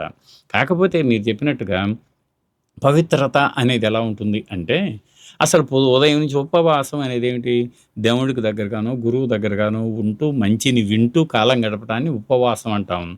దాన్ని నిరసన ఉపవాసం, అశనం అంటే ఆహారం, అన్నం తినకుండా ఉంటాం, అలా ఉంటే అత్యుత్తమం. లేదు, పండు తినొచ్చు అన్నాం అనుకోండి సర్దుబాటు, పాలు కూడా తాగొచ్చు, పండు పాలే మళ్ళీ అన్నం తినకూడదు అనుకున్నాం, అది మరో రకమైన సర్దుబాటు. ఇవన్నీ రాను రాను మనం ఏర్పరచుకున్నవే కాదు సార్. అంటే ఒకప్పుడు ఆ కొండ ఒక వాల్కానిక్ అన్ని అంతేగా, ప్రతి కొండలు కూడా ఇగ్నిషియస్ రాక్స్ అక్కడ ఫామ్ అయినందువల్ల దాని చుట్టూ తిరగడం వల్ల ఏదో ఎనర్జీ వస్తుంది. ఇట్లాంటివన్నీ ఏం చేస్తారంటే, ఒక్కొక్కప్పుడు మొన్న జోలాపురం అని ఉంది మీ బనగానపల్లి యాగంటి పక్కనే, యాగంటికి కోతవేటు దూరంలో ఎక్కడో ఇండోనేషియాలో తోబా అనే అగ్ని పర్వతం పేలి ఇంతవరకు విస్తరించింది దాని ధూళి. ఆ ధూళి అక్కడ పడి ఆ దాంట్లో అగ్ని ఉంటుంది కదా, మలమల మాడిపోయారు అప్పుడు 74,000 పూర్వం, 74,000 సంవత్సరాల పూర్వం. అలా మనం ఏమిటంటే, ప్రకృతి పరంగా జరిగిన కొన్ని బీభత్స కాండల్లో కొన్ని అలా జరుగుతూనే ఉంటాయి. కానీ నేనేమంటానంటే, ఇలా మనం కొన్ని సైంటిఫిక్ ఇన్ఫర్మేషన్, ఇప్పుడు ఆయన మహాభారతంలో MBA అని ఈ మధ్య ఒక ఆయన పాఠం చెప్పడం మొదలుపెట్టాడు. యాజమాన్య పద్ధతులన్నీ అప్పుడు భీష్ముడే చెప్పాడు, ఇలా ఉంటే అలా ఉండాలి, అలా ఉంటే ఇలా ఉండాలి, వ్యూహం అంటే ఏమిటో ద్రోణుడు చెప్పాడు అని కొత్త రకంగా చేస్తూ ఉంటారనమాట. దీంట్లో ఏమైనా గిరి ప్రదక్షిణ అనేది ఏమిటంటే, ఆ మహనీయుడు ఉన్నటువంటి ఆ ఆలయాన్ని ప్రదక్షిణ చేస్తాం మనం. ప్రదక్షిణం అనేది చాలా గొప్ప విషయం. గుడి చుట్టూ తిరగటం, గుడి చుట్టూనే కాదు, ఏ గుడి అయితే ఆ కొండ మీద నెలకొని ఉందో ఆ కొండ చుట్టూ తిరగటం ఇంకా పుణ్యం వస్తుంది కదా అన్నటువంటి భావనే ఈ గిరి ప్రదక్షిణ అనే కార్యక్రమానికి రూపకల్పన. ప్రపంచమంతా నమ్మేది తాజ్మహల్ కట్టించింది షాజహాన్ అని, కానీ కొంతకాలం నుంచి అది తాజ్మహల్ కాదు, తేజో మహాలయ అని అంటున్నారు. అట్ ది సేమ్ టైం దాని కింద ఏవో శివలింగానికి సంబంధించినవి ఉన్నాయి, హిందూ బిలీఫ్స్కి సంబంధించిన విగ్రహాలు ఉన్నాయి అని చాలా వస్తున్నాయి. ఎవిడెన్స్ ప్రకారం దీన్ని ఎట్లా చూడాలి సార్? అది తాజ్మహల్ అంటే తేజోమహల్ అయినా ఏం ప్రూఫ్స్ ఉన్నాయి? అంటే ఆయన పిఎన్ ఓక్ అని ఒక పరిశోధకుడు, ఆయనతో పాటు మరొక సహాయకుడు, వాళ్ళిద్దరూ కలిపి తాజ్మహల్ని విస్తృతంగా పరిశీలించినప్పుడు ఆ తాజ్మహల్ మీద ఉన్నటువంటి కొన్ని డిజైన్లు ఉమ్, అవి హిందూ వాస్తు శాస్త్రానికి కొంచెం దగ్గరగా ఉన్నాయని, అలా గమనించిన తర్వాత మరింత లోతుకు వెళ్ళి వాళ్ళంతట వాళ్ళే విశేషంగా పరిశోధన చేశారు. కానీ పురావస్తు కేంద్ర పురావస్తు సంస్థ అయినటువంటి ఆర్కియలాజికల్ సర్వే ఆఫ్ ఇండియా దాని అధీనంలో ఉన్నటువంటి తాజ్‌మహల్ కట్టడం ఉమ్, వాళ్ళు మాత్రం అలాంటి పరిశోధనలు అంటే వాళ్ళు కూడా క్షుణ్ణంగా పరిశీలించారే కానీ కేవలం అది ఒక ఇస్లామిక్ కట్టడంగానే వాళ్ళు నమోదు చేశారు. ఉమ్, అలాగే ఆ తర్వాత కోర్టులో కూడా కొంతమంది ఎళ్లారు. అంటే దాని మీద నిజానిజాలు తెలుసుకోవాలి. 2 రకాల అభిప్రాయాలొస్తున్నాయి. కానీ ప్రస్తుతం చూస్తుంది మాత్రం మనం అలనాడు షాజహాన్ ఉమ్, తన ప్రేయసి అనుకోండి, లేక ఆయన బాగా ఇష్టపడినటువంటి భార్యల్లో ఒక ఆవిడ ముంతాజ్ మహల్. ఉమ్, ఆ ముంతాజ్ అనే ఆవిడ మరణించిన తర్వాత కట్టినటువంటి ఒక స్మారక చిహ్నం అది. ఉమ్, దాన్ని అలాగే రికార్డ్ అయింది. అంతేకాదు అనేక ఈ పర్షియన్ ఇన్‌స్క్రిప్షన్స్ కొన్ని ఆ తాజ్‌మహల్ మీద, మళ్ళిన్ని కొన్ని ఆర్కైవ్స్‌లోను అసలది ఎప్పుడు ప్రారంభమైంది, స్థల ఎంపిక ఎప్పుడు జరిగింది, ఎక్కడి నుంచి ఏ ఏ రాళ్ళని తీసుకొచ్చారు, ఉమ్, ఎక్కడి నుంచి ఎంతమంది నైపుణ్యవంతమైన శిల్పుల్ని రప్పించి, పునాదుల నుంచి పైన కలశం వరకు, దాన్ని కూడా కలశం అని అంటారు. ఉమ్, చిట్ట ఉమ్. చివర కలిసేది. ఇస్లామిక్ కలశం దాంట్లో కూడా. వరకు ఉమ్, ఆ మధ్యలో డోమ్‌లు, ఇంకా ఖాళీ, ఇంకా ఆ సమాధి ఏదననుకోండి ఒక అంతస్తు, 2 అంతస్తు, ఆర్చుల తర్వాత మీకు పైనున్న గుమ్మటం, ఇవన్నిటిని వాళ్ళు అంటే ఎలా నిర్మించారు? ఎంతకాలం పట్టింది? ఎంతమంది కూలివాళ్ళు పనిచేశారు? ఎన్ని అప్పటి రూపాయలు ఖర్చయ్యాయి? ఉమ్, అన్నంత చక్కటి వివరాలున్నాయన్నమాట. ఆశ్చర్యమేస్తుంది. తాజ్‌మహల్‌కి అది నిర్మాణం ప్రారంభం యమునా నది ఒడ్డున ఆయన ఎంపిక చేసుకున్న దగ్గర నుంచి రకరకాల ప్రాంతాల నుంచి నిపుణులైన వాస్తు శాస్త్రవేత్తలను, నిపుణులైన శిల్పకళ అంటే ఇప్పుడు హైందవ శిల్పకళ అనే కాదు. ఉమ్, ఇస్లామిక్ శిల్పకళలో వాళ్ళకేమైందంటే మానవ ఆకృతులు కానీ, లేక ఇతర జంతువుల ఆకృతులు కానీ ఇస్లామిక్ కట్టడాల్లో నిషిద్ధం. ఆ ఉమ్, ఉమ్, నిషిద్ధం అయినందువల్ల వాళ్ళకిక స్కోప్ లేదిక. కానీ మేధస్సు, సృజనకు పదును పెట్టాలని ప్రతి వాడికి ఉంటుంది గదా! అదిగో నాలో ఉన్న సృజన ఎలా వెల్లడించాలి? మనం బొమ్మలను చేయటానికి లేదే అని అనుకున్నప్పుడు డిజైన్స్. ఎన్ని రకాల డిజైన్‌లుంటాయి. ఎంత జామెట్రీ ఉంటుందక్కడ. ఆ జామెట్రీ కాదు లతలంటే ఒక చిన్న తీగ పాకి ఉమ్, అది అటు ఇటు వదిలే ఆకుల మధ్య పూరెమ్మలు అవన్నీ ఒకదానికొకటి పోటీ పడుతున్నాయా అన్నట్లుగా తీర్చిదిద్దారే. ఉమ్, ఎక్కడా కూడా సౌష్ఠవంలో తప్పు లేదు. ఎక్కడా కూడా కుడి, ఎడమలకు అవి రిపీట్ అవుతూ ఉంటాయి. ఒకేసారి ఇటుపక్క, అటుపక్క ఉమ్, వాటిల్లో ఎక్కడా తేడా లేదు. మరి మనం అనుకున్నట్లుగా ఇప్పటిలా ఏదో ఒకటి కంప్యూటర్‌లో తయారు చేసి ఒక టెంప్లేట్ తీసుకెళ్ళి గోడకు అతికిచ్చి, ఆ గోడలో అది దాని వరకే ఆ డిజైన్ ప్రకారంగా తీర్చిదిద్దటం కాదు గదా!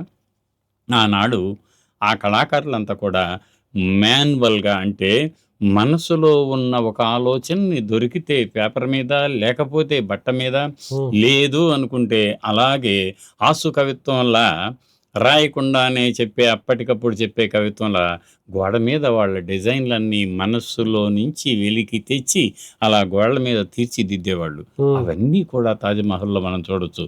అంతేకాదు మళ్ళీ విలువైన రాళ్ళను అంటే వజ్ర, వైడూర్య, మరకత, మాణిక్య వీటన్నిటిని కూడా వాళ్ళు చిన్న చిన్న సైజుల్లో తీసుకొచ్చి ఆ డిజైన్‌కి తగ్గట్టుగా పొందించటం అది మామూలు కాదు. ఉమ్. ఇప్పటికి మీరు ఆగ్రా పోండి. ఒక చిన్న టీపాయ్‌ని కూడా వాళ్ళు ఎంత అద్భుతంగా ఆహ్, రకరకాల డిజైన్‌లతో చేస్తారు. మనం చూసే ఆశ్చర్యం పొందుతామే. వాళ్ళు మరి చిన్నప్పటి నుంచి చేయి తిరిగిన తండ్రి దగ్గరో, గురువు దగ్గరో, బంధువుల దగ్గరో నేర్చుకొని బాగా తయారై అలా చేస్తుంటారు అనమాట. ఈ నేపథ్యంలో నేను చెప్పేది ఏమిటంటే ముగింపుగా ఆ పిఎన్ ఓక్ అని ఆయన ఏం చేశారంటే ఒక సంచలనాత్మకమైన వార్తను బయటకు తీసుకురావాలని ఉమ్, ఇది తాజ్‌మహల్ కాదు అని దానికి తాజ్ మహల్ దానికి సమీపంగా ఉండే మాటలు తేజో మహల్ అన్నట్టుగా ఉమ్, 2 అంటే తేజోమయ దేవాలయం ఉంది. అది కూడా శివునికే అంకితమైంది. ఉమ్, ఎప్పటినుంచో జ్యోతిర్లింగాల్లా తన తేజస్సును వెలువరిస్తున్న ఒక శివాలయం భూమిలో నిక్షిప్తమై ఉంది. అదిగో దాని మీదే ఈ తాజ్‌మహల్‌ను నిర్మించారు అన్నటువంటి ఒక ప్రతిపాదన తెచ్చాడు. ఆయన ఏమనుకున్నాడో ఆ విషయాలన్నీ ఆయన ఒక బుక్ పుస్తకంలోనే రాసుకున్నా రాశాడనమాట. ఆ తర్వాత ఏమైంది? అయ్యో! నిజమా? ఈ యాంగిల్‌లో ఉందా? అని అనుకున్నప్పుడు వాళ్ళంతా చాలామంది దాన్ని విజిట్ చేయటం ప్రారంభించారు. పరిశోధకులు మరింత లోతుగా దాన్ని అధ్యయనం చేయటం ప్రారంభించారు. మరికొంతమంది ముందుకెళ్ళి కోర్టులకు కూడా వెళ్లారు. నిజమేనా? నిజమైతే మాకు అదేమిటో తెలియజెప్పండి అని న్యాయస్థానం అయితేనే సరైన ఆదేశాలు ఇవ్వగలుగుతుంది. నిజం నివురుగప్పిన నిజంలాగా బయటకొస్తుంది అన్న ఉద్దేశంతో కొంతమంది వెళ్తే, వాళ్ళు కేంద్ర పురావస్తు శాఖకు ఆదేశాలిచ్చి అసలు నిజానిజాలని మీరు వెలికి తేండి అని అంటే, వాళ్ళు కూడా అందుబాటులో ఉన్న రికార్డుల ప్రకారం ఇది కేవలం షాజహాన్ తాను ఆ 17వ శతాబ్దంలో నిర్మించిన ప్రపంచ 7 వింతల్లో ఒకటై అనునిత్యం తమ మత వర్గ వర్ణ భేదాలు లేకుండా ప్రతిరోజు ఆ అద్భుత కళాఖండాన్ని అలా చూసి ఆశ్చర్యవందుతున్నారు అంటే కారణం దానిలో నిబిడీకృతమైనటువంటి వాస్తు శిల్పం అంటే నిజంగా శిల్పం కాదు. శిల్పం అంటే చిత్రలేఖం అనుకోండి, డిజైన్లు అనుకోండి, అవన్నీ కొత్త రకాల ఆకృతులు అనుకోండి, అవన్నీ తాజ్‌మహల్‌లో ఉన్నాయి. ఇంతకీ తేల్చేది ఏమిటి అంటే నేననేది కొంతమందికి ఒక రకమైన అభిమానం ఉండొచ్చు. మరి కొంతమందికి కేవలం నిజాన్నే నమ్ముదాము అనేవాళ్ళు ఉండొచ్చు. ఇదెందుకు నిజం కాకూడదు అనుకునేవాళ్ళు ఉంటారు. లోకో భిన్న రుచి అంటాం కదా మనం. ఆ రకంగా ఆలోచిస్తే అలా అనేక రకాలుగా అనిపిస్తున్న మాట నిజమే. ప్రిజమాటిక్ వ్యూ అంటామే. ఒక ప్రిజం 7 రకాల రంగుల్ని వెదజల్లుతుంది కదా! మనుషులు కూడా అలాగే అనుకుంటూ ఉంటారు. వాళ్ళకున్న అవగాహన కొద్దీ వాళ్ళు ఒక నిర్ణయానికి రాగలుగుతారు. ఇప్పటివరకు నేను ఏ మతానికి ఎక్కువగా అభిమానం గానీ, మరో మతాన్ని తూలనాడటం కానీ, లేక ఇతరుల మనోభావాల్ని దెబ్బతీద్దామని కాదు. Nice sir. సార్ ఇట్లాంటిదే సార్ ఒకటి నరసింహస్వామి హిరణ్యకశిపుడు ఏదైతే చంపే పొజిషన్ ఉంటదో, అది చైనాలో ఒక టెంపుల్ పైన చెక్ ఉంది సార్. క్వాంజౌ అనే ఒక సిటీలో ఉంది. అట్లాంటిదే మళ్ళీ శివలింగాలు జపాన్‌లో, చైనాలో, కంబోడియాలో పైన చైనా నుంచి కింద ఇండోనేషియా వరకు ఎక్కడో చోట దొరుకుతూనే ఉన్నాయి. అంటే ఎక్కడ హిందూయిజం, ఎక్కడ భారతదేశం, ఎక్కడ ఈ కంట్రీస్ అన్నీ అంటే ఒకప్పుడు అంతా ఉన్నది సనాతన ధర్మమేనా? ఏంటి సార్ దీని గురించి? శివలింగాలు దొరకడం మొన్న అమలాపురం నుంచి ఒక ఆయన అంటార్కిటికాలో తేలాడు. అమలాపురం. అంటే అర్థం కాలేదు. దాని అర్థం ఏంటంటే యాత్రలు అవకాశం ఉంది. యాత్ర చేయగలిగాడు. అమలాపురం నుంచి అంటార్కిటికాలో ఆయన హాయిగా కారు అద్దెకు తీసుకొని అంటార్కిటికాకెళ్ళి టచ్ చేసి ఒక గంట అక్కడుండి ధ్రువానికి నేను చేరుకున్నాను, నేను ధ్రువుణ్ణి అని. అంటే దాని అర్థం ఏమిటి? మనుషుల్లో ముందు అభిలాష ఉండాలి. ఆ అభిలాష ఆసక్తిని రేకెత్తించాలి. అలా రేకెత్తించిన ఆకాంక్ష, ఆసక్తి ఇంకా ముందుకు తీసుకెళ్ళి పరిశోధనకు మరింత పదును పెడుతుందది. అదిగో ఆ నేపథ్యంలో ఇప్పుడు మీరడిగిన ఈ ప్రశ్న ఎలా ఉంటుందంటే, ముందు భారతదేశం, భారతదేశం అంటే మనకు చుట్టుపక్కల ఉన్నటువంటి కూడా మొదట్లో జంబూద్వీపం అనేవాళ్ళం. ఆ తర్వాత భరతవర్షం, భరతఖండం అనేవి కూడా మనకి ముందు నుంచి అంటే 1వ శతాబ్దం ముందు నుంచి ఇలా వచ్చింది. కానీ పురాణాల ప్రకారంగా కొన్ని వేల సంవత్సరాల నుంచి ఉంది. ఇలా ఆలోచిస్తే ఏమవుతుందంటే, భరతఖండం నుంచి యాత్రలు, తీర్థయాత్రలు ఇవి మామూలే. యాత్రలు, తీర్థయాత్రల కంటే ముందు అసలు అదిగో అక్కడ భరతఖండాన్ని దాటి మరో భూభాగం ఉంది అని తేల్చి అక్కడ వరకు వెళ్ళొచ్చి, అదిగో అక్కడ దొరికే వస్తువుల్ని ఇక్కడికి తెచ్చి, ఇక్కడ తయారైన వస్తువుల్ని అక్కడికి తీసుకెళ్ళేటువంటి వ్యాపారస్తులు ఉంటారే, అదిగో ఆ వ్యాపారుల వల్ల మొట్టమొదటిసారి అక్కడ సువిశాల భూభాగం ఉంది, మనం వెళ్దాం రండి, అక్కడ కొద్ది మంది మాత్రమే జనావాసాలు ఉన్నాయి, మనం కూడా అక్కడికి వెళ్ళొచ్చు అన్న నేపథ్యంలో వ్యాపారులు చూపించినటువంటి ఆ తోవలు, ఆ దీవులు, ఆ తర్వాత రాజులకు కూడా కన్నుపడింది. ఓహో! ఇక్కడే కాదు, బయట కూడా ఉందా? వెళ్ళొద్దాం పండి అని సాహసోపేతమైనటువంటి యాత్రలను చేసి, హ్మ్. ఆ నేల మీద కొంతకాలం నడయాడి, ఎవరూ లేరు గదా! ఇది కూడా మనదే అని అన్నట్లుగానే మీకు ఆ రాజ్యాలన్నీ అలా ఏర్పడ్డాయి. అవి ఇక్కడి నుంచి వెళ్ళిన వాళ్ళు బౌద్ధులైతే బౌద్ధ పరంగాను, హ్మ్. హిందువులైతే హుహు. హిందూ పరంగాను అక్కడ ఆలయాలు, కట్టడాలు రూపుదిద్దుకున్నాయన్నమాట. అలా జరిగిన నేపథ్యంలో మనకు క్రీస్తుకు పూర్వం 1వ శతాబ్దంలోనే మన దేశం నుంచి చైనాకి హ్మ్. బౌద్ధం వెళ్ళింది. హ్మ్. హ్మ్. తర్వాత కౌండిన్య అనే ఒక మహర్షి మళ్ళీ అటు జావా, సుమత్రా దీవులకు వెళ్ళాడు అని ఒకటి. దాని తర్వాత చోళులు మామూలు కాదు, శ్రీలంకను ఊరికే చిన్నపిల్లలు గోలీలాడినంత తేలిగ్గా తమిళనాడు రాజులంతా శ్రీలంకను వాళ్ళ కంట్రోల్‌లో పెట్టుకొని తాడు కట్టి ఆడించారు. హ్మ్. అలా కాకుండా ఇంకా సుమత్రా, జావా రకరకాల దేశాలన్నిటికి వెళ్లారు గదా! ఎక్కడి దాకా ఎందుకు మీకు 6వ శతాబ్దంలో 5, 6 శతాబ్దాల్లో హ్మ్. వెలుగుల్ని విరజిమ్మిన బోధిధర్ముడు మన హ్మ్. తెలుగువాడే. తమిళుడని వాళ్ళు అనుకుంటారు. అదిగో ఆ మహనీయుడు కంచిలో ప్రారంభమై హ్మ్. చివరకు కొరియా ద్వారా, దక్షిణ కొరియా ద్వారా చైనా జపాన్ చేరుకున్నాడు. హ్మ్. చూసారా? హ్మ్. మరి హ్మ్. జపాన్ తను వెళ్ళిన తర్వాత ఏ ధ్యాన్ విపස්සనా ధ్యానంలో తనకున్న నైపుణ్యాన్ని తాను ఆచరిస్తున్నప్పుడు ఇతరులు చూసి అదేమిటి అని అడిగితే ఆయన ఝాన్, ఝాన్ అన్నాడు. హ్మ్. వాళ్ళు ఉచ్చరించటం రాక ఝాన్ కాస్త జన్ అయిందది. మరి జన్ బౌద్ధం అలా జపాన్ ఆహా! నేల మీద వెళ్ళుంటుంది. జెన్ బుద్ధిజం. ఆహా! హ్మ్. జన్ బుద్ధిజం అంటామే. అలా హ్మ్. మనం ఒక్కొక్క విషయాన్ని గనక ఆలోచిస్తే మీకు వివేకానంద రాక్ మెమోరియల్ అని ఉంది గదా! హ్మ్. ఆ వివేకానంద కేంద్ర అని ఒకటుందక్కడ. వాళ్ళు ఇండియన్ థాట్ అబ్రాడ్ అని ఒక అద్భుతమైన బుక్ తెచ్చారు ఒకటి. హుహు. హ్మ్. హ్మ్. అద్భుతం. అప్పుడు మన భారతదేశం నుంచి వలసలకి ఎలా ఎళ్లారు? ఎప్పుడెళ్లారు? వెళ్ళిన తర్వాత వాళ్ళేం చేశారు? అక్కడ ఈ హైందవ సంస్కృతిని, లేక బౌద్ధ సంస్కృతిని ఎలా వేళ్ళూనుకునేట్లు చేశారు? తద్వారా ఏమవుతుంది? అక్కడ కూడా హైందవం ఉందనుకోండి, హ్మ్. బలమే గదా! పెళ్లి 2 కుటుంబాలు కలుస్తాయి. ఇక్కడ నలుగురు, అక్కడ నలుగురు, 8 మందయ్యారా లేదా?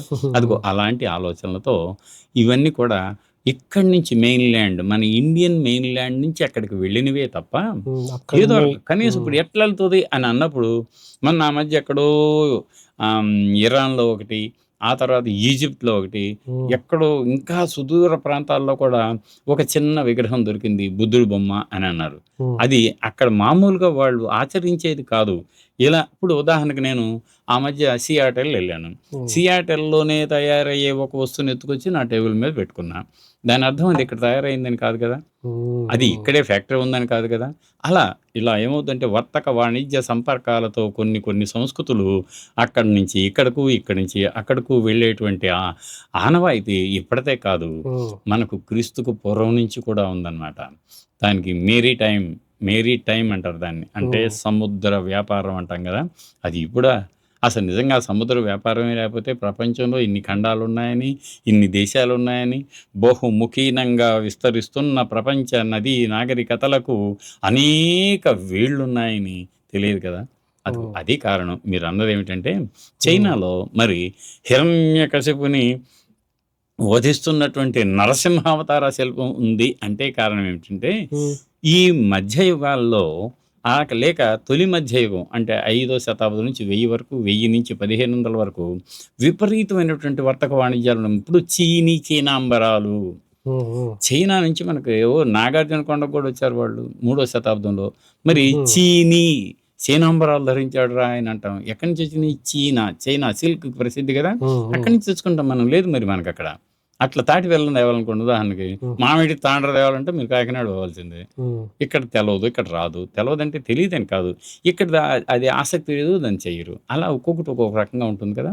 కాబట్టి మనం అనుకోవాల్సిందేమిటంటే, వర్తక వాణిజ్య సంబంధాలు, రాజకీయ, హ్మ్. ఆర్థిక సంబంధాలు, ఒక ప్రాంతం నుంచి మరో ప్రాంతానికి వలస వెళ్ళి, ఆ అన్వేషణలు జరిపి, ఆ నేలలో దొరికేవి ఇక్కడికి, ఈ నేల మీద పండేవి అక్కడికి, అటు ఇటు తీసుకురావటం.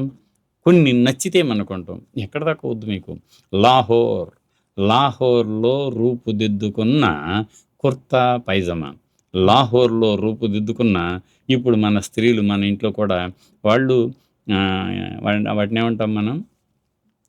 కమీజ్, సల్వార్ కమీజ్. సల్వార్ కమీజులు కానివ్వండి, అవి ఎంత కంఫర్టబుల్గా ఉంటున్నాయి. అందుకని మన వాళ్ళు వేస్తున్నారు, కానీ చీర అంటే ఇష్టం లేక కాదు వాళ్ళకి. ఆ చీర కట్టుకుంటే దాని అందమే వేరు. కానీ వీళ్ళు చీరను ద్వేషించి దాన్ని తీసుకురావట్లేదు. చీర చీరగానే ఉంటుంది, కానీ కొన్ని కొన్ని సందర్భాల్లో ఇది సౌలభ్యం, సౌకర్యవంతంగా ఉంటుంది. రైల్లో ఎక్కాలి అంటే మూడో బెడ్ మీదకి ఒక స్త్రీ, ఒక యువతి, ఇదిగో ఈ నేను ఇప్పుడు చెప్పినటువంటి ఈ లాహోర్ వస్త్రం ఇచ్చిన సౌలభ్యం చీర ఇవ్వదు. అదిగో అలా అవసరానికి తగ్గట్టుగా మనం కూడా ఏం చేస్తున్నాం, మన మజిలీలను మార్చుకుంటున్నాం.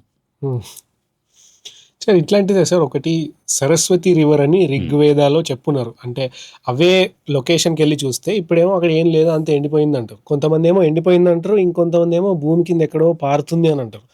ఏంటి సార్ ఈ నిజమేంటి సరస్వతి అంటే రివర్ గురించి? యాక్చువల్గా ఏమైందంటే, సరస్వతి అనేది విద్యకు మనకు వాగ్దేవి అని అనుకుంటాం, చదువుల తల్లి అంటాం. ఇవన్నీనేమో మనకు భారతదేశంలో పెనవేసుకుపోయిన సంస్కృతిలో ఒక భాగం, గౌరవం.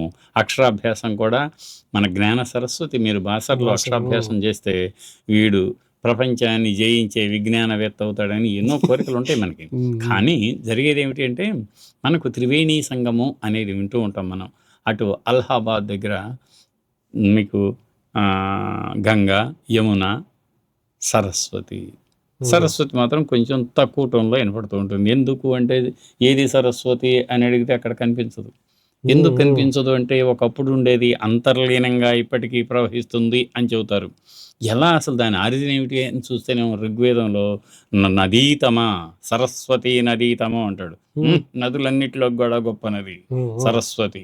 కైలాసంలో పుట్టి హిమగిరిలో నుంచి జారి పశ్చిమ సముద్రంలో కలుస్తుంది అని కూడా మనకు అనేక వర్ణనలు ఉన్నాయి. మరి ఏమైంది, ఒకప్పుడు కలకల కలకల గలగలగల నీటితో నవ్విన ఆ సరస్వతి ఇప్పుడు కనిపించకపోవటానికి కారణం ఏమిటి అని అంటే, అవన్నీ కూడా ఈ వాతావరణంలో జరిగే మార్పుల వల్ల. అంటే 1500 సామాన్య శకం పూర్వంలో ఋగ్వేదంలో ఎలా మెన్షన్ చేశాడు, ఉండబట్టి మెన్షన్ చేశాడు, లేకపోతే మెన్షన్ చేయడు కదా. దాని అర్థం సరస్వతి నది ఉందనే కదా. ఉండి అలా గలగలగల సింధు నది మాదిరిగా అది కూడా పారుతుందనే కదా. మరి ఏమైంది రాను రాను అని అంటే, ఈ హరప్ప మొహంజోదారోలో సముద్ర మట్టాల్లో వచ్చిన మార్పుల వల్ల అనేక పట్టణాలే లేకుండా పోయాయి. అవన్నీ ఉన్న పలంగా అలాగే నీళ్ళలోకి వెళ్ళిపోయాయి. అదిగో ఆ నేపథ్యంలో అప్పుడు జరిగిన ఈ భూగర్భ దాన్ని ఏమంటామంటే టెక్టానిక్ ప్లేట్ షిఫ్ట్. దానివల్ల అప్పటి వరకు తెరుచుకొని ప్రవహిస్తున్న ఆ నది మూతకు గురవటమే కాక లోతుకు వెళ్ళింది అని పరిశోధనలు తేలాయి.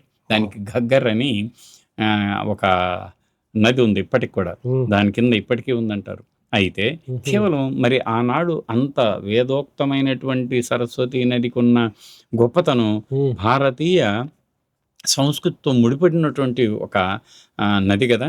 ఆ నది గురించి అలాంటి భావన అలాగే కొనసాగాలి అని అన్నప్పుడు, సరస్వతి నది ఉంది, అంతర్లీనంగా ప్రవహిస్తుంది, అనేక కారణాలతో అది అంతర్లీనమైంది అని మన పెద్దలు కూడా చెబుతూ ఉంటారు. ఎక్కడ దాకా ఎందుకు, ఇక్కడ మీరు కాళేశ్వరం ఐడియా ఉందా? కాళేశ్వరంలో కూడా సరస్వతి మొన్న పుష్కరాలు చేశారు. ఏది మరి నది కనిపించదు. కనిపించని నదికి పుష్కరాలు ఏమిటి అని కూడా అనకూడదు. ఎందుకంటే ఇది సంప్రదాయాన్ని ప్రతి 12 ఏళ్ళకి ఒకసారి మనం కొనసాగించాలి. అలా కొనసాగించడానికి గతంలో ఎవరో ఒక ఋషి పొంగవుడో, ఇదిగో ఇక్కడే అంతర్లీనంగా సరస్వతి కాళేశ్వరం పక్కనే గోదావరి తీరంలో ప్రవహించి కాళేశ్వరం దగ్గరే గోదావరి గౌతమిలో కలిసింది అన్నటువంటి భావన నిగూఢంగా ప్రజల మనోభావాల్లో చొచ్చుకుపోయింది. కాబట్టి మొన్న ప్రభుత్వమే అధికారికంగా పుష్కరాలు నిర్వహించింది. మళ్ళీ అక్కడికి వస్తే నిజమా కాదా అని చాలా పరిశోధనలు జరిగాయి. 2 రకాల పరిశోధనలు. ఒకటి ప్రభుత్వపరంగా, 2 దాన్ని ఏమంటాం మనం, ఇస్రో వాళ్ళు చేస్తే ఎన్ఆర్ఎస్ఏ, అది వాళ్ళు కూడా శాటిలైట్ ద్వారా చూస్తే వాళ్ళకి చాలా లోతులో థార్ ఎడారిలో ఇదిగో ఈ ఛాయలు గతంలో ఉన్న చూఛాయలుగా కనిపించాయి అని కూడా రికార్డ్ చేశారు.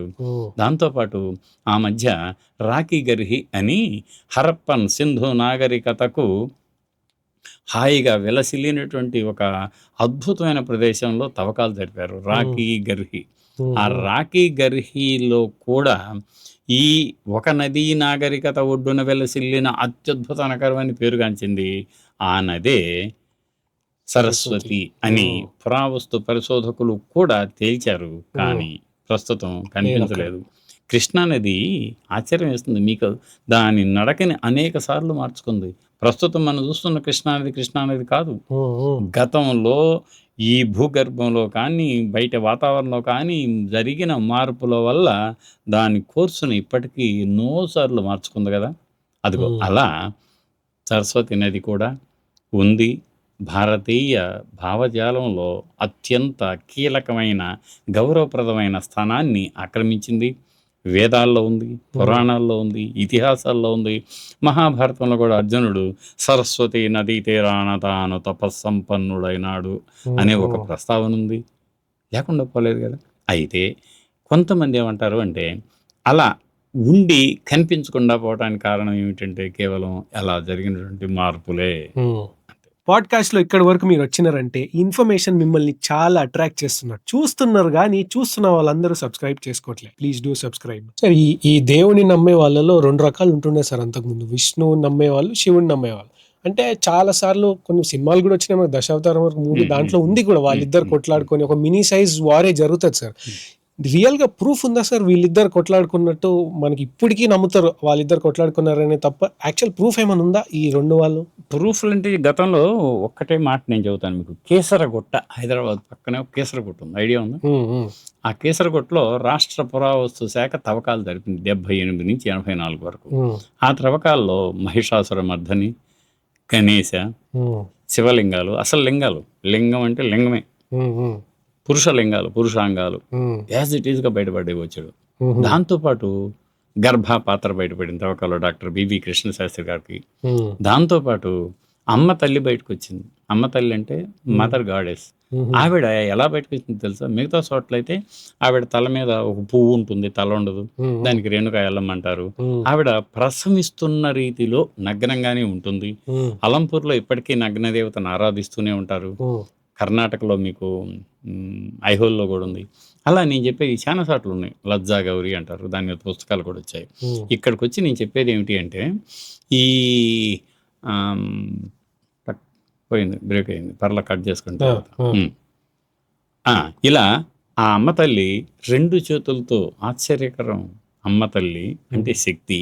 ఆ శక్తి ఈ చేతిలోనేమో నరసింహ అవతారాన్ని, ఈ చేతిలో శివలింగాన్ని, రెండింటినీ ఇలా పట్టుకున్న శిల్పం అరుదైన శిల్పం. ఎందుకో తెలుసా? శైవం వైష్ణవం రెండింటి మధ్య సమాజంలో అప్పటికే పెచ్చరిల్లుతున్న విద్వేషపూరిత వాతావరణాన్ని నిర్వర్తించడానికి ఆవిడ తప్పు. శివుడు, విష్ణువు ఇద్దరు 2 చేతులు లాంటివి. ఇద్దరు 2 చేతులని కాదు, ఇద్దరు గమనించుకోండి. ఎందుకు మీలో ఇద్దరు ముఖ్యులే అని ఒక చక్కటి సందేశాన్ని చెప్పకనే చెప్పిన శిల్పం అది. తెలంగాణ చరిత్రలో అదొక మైలురాయి. అలా ఇంకా జరుగుతూనే ఉన్నాయి. ఇలాంటి మత ఘర్షణలు జరుగుతున్న నేపథ్యంలో ఆదిశంకరాచార్యులు, జగద్గురు ఆదిశంకరాచార్యుడు శాక్తం, శైవం, సౌరం, కౌమారం, గాణాపత్యం ఇలా ఈ 5 రకాల మతాల్లో కొట్టుకుంటున్నారు, తిట్టుకుంటున్నారు. ఆ గుడికి వీళ్ళు వెళ్ళట్లేదు, ఈ గుడికి వాళ్ళు వెళ్ళట్లేదు. ఉన్న ఒకే ఒక వైదిక సమాజం 5 ముక్కలైపోయింది. దీన్ని మళ్ళీ కలపాలి అని జగద్గురు తన పరిపూర్ణ యాత్ర ఎక్కడి నుంచి కాలాడి నుంచి కేదార్ వరకు జరిపిన యాత్రలో చక్కటి ఒక సామరస్యపూర్వక ధోరణిని పెంపొందించకపోతే ఉన్న పళంగా ఈ సమాజం నాశనం అయిపోతుంది అని ఆయన చక్కటి సామరస్య ధోరణి అయిన పంచాయతన 5 దేవాలయాలు ఒకే చోట మీరు నిర్మించుకోవచ్చు, ఒకే దేవాలయంలో 5 దేవుళ్ళని పెట్టుకోవచ్చు అని ఆయన స్మార్త విధానాన్ని తీసుకొచ్చాడు హాయిగా. దాంతోనే మనకు ఇప్పటి వరకు అందుబాటులో ఉన్న ఆధారాల ప్రకారం శ్రీముఖలింగం అని ఉంది శ్రీకాకుళం జిల్లాలో. శ్రీముఖలింగంలో మధుకేశ్వర స్వామి, మధ్యలో ఈశ్వరుడు, నలువైపులా మళ్ళీ సూర్యుడు, శక్తి, గణపతి, కుమారస్వామి అంటే విష్ణు కూడా. అది పంచాయతనం. అయితే మళ్ళీ ఇక్కడ జడ్చర్ల దగ్గర గంగాపూర్ అని ఒక ఉంది. అక్కడ కూడా అద్వితీయమైన పంచాయతనాలయం ఉంది. చెన్నకేశ్వర స్వామి సెంటర్లో అటుపక్క శివుడు, ఇటుపక్క అమ్మవారు, అటుపక్క సూర్యుడు, ఇటుపక్క వినాయకుడు. అలా ఇది ఎందుకు వచ్చింది అవసరం? ఎన్డీఏ ఒరే మనలో మనం కొట్టుకుంటే ఇంకొక పార్టీ గెలుస్తుంది, మన నలుగురం కలుద్దాము, శత్రువుని పడిద్దాం అన్నట్టుగానే తప్పు లేదు కదా. ఉమ్, నేను రాజకీయంగా చెప్పాను, ఆ రోజుల్లో ప్రతి రాజు కూడా మతాన్ని ఆలంబనగా చేసుకొని తన అధికారాన్ని విస్తరించుకున్న నేపథ్యాలు ఎన్నో. ఉమ్. ఒక టెంపుల్ సార్, రాజస్థాన్లో కర్ణీ మాతా టెంపుల్ అని, అది చాలా వింతగా అనిపిస్తుంది. అక్కడ అంటే మరి ర్యాట్స్ ఉంటాయి కదా, ర్యాట్స్ కి పూజిస్తూ ఉంటారు, వాటికి ప్రసాదం పెడతారు, అవి కాల్పై నుంచి వెళ్తే మంచిదని.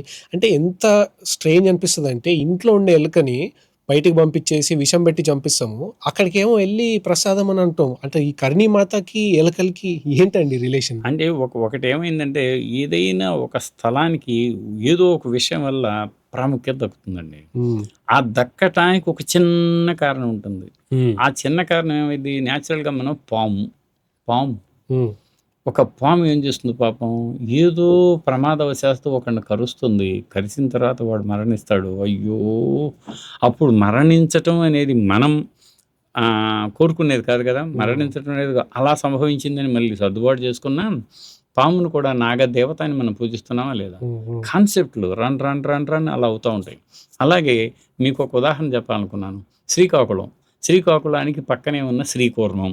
శ్రీకూర్మం అంటే ఏంటి, మత్స్య వరాహ కూర్మత్స్య నారసింహత్య వామనః రామో రామత్స్య బుద్ధ కల్కిరేవచ, దశావతారాలు. ఈ దశావతారాలు కూడా జీవ వైవిధ్య భరిత పరిణామ క్రమంలో ఒకటని ఆనాడు డార్విన్ కంటే ముందే మాకు ఇక్కడ ఉందని మాకు గడియారం రామకృష్ణ శర్మ గారు అలంపూర్లో చెబుతూ ఉండేవారు. ఆయన డార్విన్ నిన్నగాక మొన్న చెప్పాడు, మాకు ఇది వెనకటి నుంచి ఉంది, మీరే చూడండి, మొట్టమొదటిది, తర్వాత ఇది, సగం నరుడు సగం జంతువు, ఆ తర్వాత పూర్తిగా నరుడు, ఇలా ఇది కూడా ఎవల్యూషనే కదా, డార్విన్స్ థియరీ ఆఫ్ ఎవల్యూషన్ కంటే ముందే మాకుంది అని. ఇలా రకరకాల ఆలోచనలు ఒకేసారి అనేక ప్రాంతాల్లో రావటం జరుగుతుందన్నమాట. ఇక్కడికి వచ్చేతలకి నేను మీకు ఈ శ్రీకాకుళంలో ఉన్నటువంటి కూర్మావతారం అంటే విష్ణువు రెండవ అవతారం. ఆ రెండవ అవతారం కూర్మంగా మనం తాబేలును పూజ చేస్తున్నాం. చాలామంది తాబేలును కూడా చంపి తినేవాళ్ళు ఉంటారు. మనం దానిలోకి పోకూడదు అనమాట. కానీ ఆధ్యాత్మిక చింతనతో విష్ణువు యొక్క అవతారంగా పూజిస్తున్నాం అనేది గొప్ప విషయం. మరి అసలు శ్రీకూర్మంలో కూర్మావతారానికి ఆలయం కట్టారని, ఇది కూర్మం అని, ఈ కూర్మం దగ్గరికి మనం ప్రతిసారి కనీసం జీవితంలో ఒక్కసారన్నా రావాలి అని ఇండోనేషియా నుంచి తాబేళ్లు వరుసగట్టి వస్తూ ఉంటాయి. సముద్ర ప్రయాణం, సముద్రం దాటి ఒడ్డుకు రావటం, ఒడ్డు నుంచి నేల మీదకి రావటం, నేలలో అలా ప్రయాణించి శ్రీకాకుళం రావటం ఏంటండి, ఆశ్చర్యం కదా. ఇలా కొన్ని ఆశ్చర్యం కలిగిస్తూ ఉంటాయి. మీరు చెప్పినటువంటి కర్ణీ మాత దేవాలయం కూడా దేవాలయం ముందు లేదు. ఇదిగో ఆ ఎలుకలకు అక్కడ ఉన్నటువంటి ప్రాశస్త్యం బట్టి ఒక ఆలయాన్ని నిర్మించారు. ఆ ఆలయం చుట్టూ ఈ ఎలుకలు గత కాలం నుంచి చేస్తున్నటువంటి ఆ అలికిడి చేస్తూనే ఉంటున్నాయి. ప్రతి వాళ్ళు పోయి పాలు పోస్తూనే ఉంటారు అక్కడ. ఇదేమైంది, అది ఒక పుణ్యక్షేత్రంలాగా తయారైంది. ఈ భావజాలం అందరికీ అందుబాటులోకి వచ్చింది. అయ్యో, కర్ణీమాత దేవాలయానికి నేను కూడా వెళ్ళాలి అనుకుంటున్నాం. వెళ్ళినప్పుడు మనకి అనేక ఎలుకలు అలా తచ్చాడటం, తిరగటం, పాలు తాగటం చూస్తున్నాం. అయ్యో, నేను మాత్రం నేను తక్కువ అని మళ్ళీ నేను ఒక పాల ప్యాకెట్ ఎత్తుకొచ్చి పోస్తూ ఉంటాను. ఇలా అక్కడే ఎవరు ఇప్పుడు ఎలుకని చూడంగానే చంపుతాం అనుకున్నాం ఇందాక, సంపని ఎలుకలు అలా వృద్ధి చెందుతూనే ఉంటాయి కదా. వృద్ధి చెందిన ప్రతి ఎలుక ఆహారం దొరుకుతుందని అక్కడికి వస్తుంటాయి కదా. 25,000 వస్తాయి. ఇంక 25,000 మీకు కనిపించాయి, మళ్ళీ షిఫ్ట్ మారి మళ్ళీ ఇంకొక 25,000 వస్తూ ఉంటాయి. అలా ఇది ఏమైందంటే, మన భారతదేశంలో ప్రాణులకు అంటే జీవహింస తప్పు అన్నటువంటి ఒక నేపథ్యం. ప్రతి ప్రాణిని గౌరవించాలి, ప్రతి ప్రాణిని తన జీవితం తానే కడ తీర్చుకోవటానికి స్వేచ్ఛనివ్వాలి అన్నటువంటి ఒక గొప్ప ఆలోచన కదా. సర్వే జనాః సుఖినో భవంతు, సర్వే సత్వాః సుఖినో భవంతు, సర్వసత్వానాం అన్నట్టుగా అదే ఆ భావన. కాకపోతే ఏమైందంటే, దానికి అలా ఒక ఆధ్యాత్మిక అలా అక్కడే ఉంటాయి. అక్కడ ఉన్నాయి ఇంకా విస్తరిస్తుంది. ఎందుకంటే ఎవరు చంపడానికి ధైర్యం చేయలేరు కదా. అది ఒక గొప్ప పుణ్యక్షేత్రంగా ఆలోచిస్తాం మనం. అది 2 రకాల భావనలు ఉన్నాయి. ఒక పక్క ఆహారంగా తినేవాళ్ళు ఉన్నారు, ఏరికర వాళ్ళు అంటాం మనం. వాళ్ళు ఎలుకల్ని తింటారు. వాళ్ళు అదే పనికి బోన్లు పెట్టారంటే అసలు వాళ్ళే బోన్లు ఫ్రీగా పెడతారు, తీసుకెళ్తారు, తింటారు. ఇక్కడ ఇలా జరుగుతూ ఉంటే అక్కడ అలా జరుగుతూ ఉంటుంది. సమాజంలో ఏమైందంటే 2 రకాల వర్గాలు ఉంటూ ఉంటాయి. వాళ్ళు ఎవరి అభిమతాన్ని వాళ్ళు కొనసాగిస్తూ ఉంటారు. మన భారతదేశంలో ఉన్న టెంపుల్స్‌లో అతి గొప్ప టెంపుల్స్‌లో ఒకటి బృహదీశ్వర టెంపుల్. అది మొత్తం గ్రానైట్‌తో కట్టింది సార్. యాక్చువల్‌గా చుట్టుపక్కల ఎక్కడుంది, ఎక్కడైనా గ్రానైట్ ఉంది అని చూస్తే కొన్ని కిలోమీటర్ల వరకు కూడా గ్రానైట్‌కి సంబంధించిన కొండలు గానీ, డిపాజిట్స్ గానీ ఏం లేవు. మరి అంత పెద్ద గ్రానైట్‌ది ఎక్కడి నుంచి తెచ్చినారు? ఎట్లా తెచ్చినారు? కొన్ని అయితే అట్లే చాలా టన్నుల వెయిట్ ఉన్న దానిపైనే కట్టడము, ఒకదానిపైన ఒకటి నిర్మించడం ఇట్లాంటివన్నీ చేసినారు. ఎట్లా సాధ్యమైంది సార్ ఆ బృహదీశ్వర టెంపుల్‌ని కట్టడం? దీనికి ఒక్కసారి మనం గతంలోకి వెళ్ళాలి. గతం గతం చెప్పే స్వగతాన్ని గనక వినగలిగితే అనేక ఆసక్తికరమైన నిమిషాలు బయటకొస్తాయి. మెగాలిథిక్ పీరియడ్ అంటాం. Iron age. సామాన్య శకం పూర్వం 1500, 2000, 2200 సంవత్సరాలకు పూర్వమే ఇనుప యుగం అని ఉంది మనకి. ఆ ఇనుప యుగంలో మరణించిన వాళ్లకు సమాధులు కడతారు. అది భూమి లోపల, భూమి మీద 2 రకాల సమాధులు. వాటిల్లో కూడా ఒక్కొక్క తెగ ఒక్కొక్క సంప్రదాయం. ఒక సంప్రదాయంలో ఎలా ఉంటుందంటే చనిపోయిన వారిని అలాగే భూమిలో పూతి తర్వాత అలాగే పెట్టేస్తారు. 2 శవపేటికను తయారు చేసి శవపేటికలో పెట్టి పూడుస్తారు. 3 శవపేటికతో పాటు చుట్టూ గదుల్లాగా 4 నాపరాళ్ళను పెడతారు. 4 దాని మీద బండ పెడతారు. మధ్యలో ఒక చిన్న ఎదురుగా ఒక చిన్న హోల్ పెట్టి అబ్దీకం లాంటిది సంవత్సరం అప్పుడప్పుడు ఆహారం వేస్తారు. ఇదంతా అయిన తర్వాత దాని మీద పెద్ద పాతరను పూడ్చినట్టుగా మట్టితో పూడుస్తారు. పూడ్చిన మట్టిల మీద మళ్ళీ రాళ్ల గుట్ట ఏర్పాటు చేస్తారు. దాని చుట్టూ పెద్ద పెద్ద బండరాళ్ళను దొళ్ళించుకొచ్చి చుట్టూ పెడతారు. అది ఒక ఎత్తు అయితే దాని పక్కన మరణించిన వాడు మామూలు వాడు కాదు అని చెప్పడానికి గుర్తుగా నిలువురాయిని పెడతారు. దాన్ని మెన్హిర్ అంటాం. మనకి ఇక్కడ హైదరాబాద్ కేంద్రీయ సెంట్రల్ యూనివర్సిటీలో ఉంది. అది కావాలంటే ఎవరైనా పోయి చూడవచ్చు. లేక మహబూబ్ నగర్ నారాయణపేట జిల్లాలో ముడుమాల అనే చోట చాలా నిలువురాళ్ళు ఉన్నాయి. రాలిపోతున్న నిలువురాళ్ళు, చెరిగిపోతున్న తెలుగు సంతకాలు అని నేను రాశాను ఒక వ్యాసం కూడా. అలా మనం ఆలోచిస్తే ఆనాడు స్టోన్ హెంజ్ ఎక్కడ మీకు బ్రిటన్లో స్టోన్ హెంజ్ ఉంది. ఈస్టర్ ఐలాండ్స్లో మరణించిన వాడి ఆకారాన్ని అలాగే తీర్చిదిద్దారు. మామూలు కాదు అది. ఇల్లంత శిల్పం. అక్కడ దాకా కూడా కాదు. ఈజిప్ట్లో అస్వాన్ డ్యామ్ నిర్మించినప్పుడు ఆ స్ఫెనిక్స్ అంటామే మనం, ఎంత పెద్దది. దాన్ని 60 టన్నుల మొక్కలుగా కట్ చేసి తరలించి ఎగువన పునర్నిర్మించారు అస్వాన్ డ్యామ్ కట్టినప్పుడు. ఇలా ఇప్పుడే కాదు, క్రీస్తుకు బాగా పూర్వమే పెద్ద పెద్ద శిల్పాలు చెక్కటం కూడా ఉంది కదా. ఆ నేపథ్యాన్ని ఆలోచిస్తే మరి మీరు పిరమిడ్స్ కట్టిన రాళ్ళని అక్కడవి కాదు, ఎక్కడి నుంచో తీసుకొచ్చి నది ద్వారా నైల్ నది ద్వారా తీసుకొచ్చి బల్ల కట్టుల ద్వారా ఒడ్డుకు చేర్చుకొని మళ్ళీ సులభ సూత్రాలు అంటే తులాదండ సూత్రాల ద్వారా రాయిని అక్కడికి తరలించి ఒకదాని లోపల ఎంత పెద్ద పెద్ద రాళ్ళు ఉంటాయి. అదిగో అలా ఇప్పటిది కాదు అది. అంటే ఏమిటి, రాయి ఎక్కడ దొరుకుతుందో అక్కడే ఆలయం నిర్మించాలి అని కూడా కాదు. మక్రాన్, ఎక్కడ మక్రాను, ఎక్కడ మచిలీపట్నం, మక్రాన్లో రాయి మచిలీపట్నం వస్తుంది. పింపిరిలో తయారైన మందు పునాదిపాడు వస్తుంది. ఇలా ఆనాడు కూడా రవాణా సౌకర్యాలు, కమ్యూనికేషన్స్ నేపథ్యంలో ఒక చోట దొరకనిది మరో చోట దొరికేదాన్ని తీసుకొచ్చి అక్కడికి పెట్టుకోవటం అనేది అభిలాష. అలా ఇది మీరు ఇప్పుడు చెప్పింది ఏమిటి, మన రాజరాజ చోళుడు మొదటి రాజరాజ చోళుడు 985వ సంవత్సరంలో ప్రారంభించి 10,005వ సంవత్సరానికి పూర్తి చేసిన అద్వితీయమైన రాజరాజేశ్వరుని ద గ్రేట్ చోళా టెంపుల్ అంటాం. అది ప్రపంచ వారసత్వ కట్టడాల జాబితాలో చోటు దక్కించుకున్న ఎత్తుకు పై ఎత్తు అన్నట్లుగా నన్ను మించిన వారు మరొకరున్నారా అని సవాళ్లు విసురుతున్న ఏకైక ఆలయం భరతఖండంలో ఉందా అంటే బృహదీశ్వరాలయమే.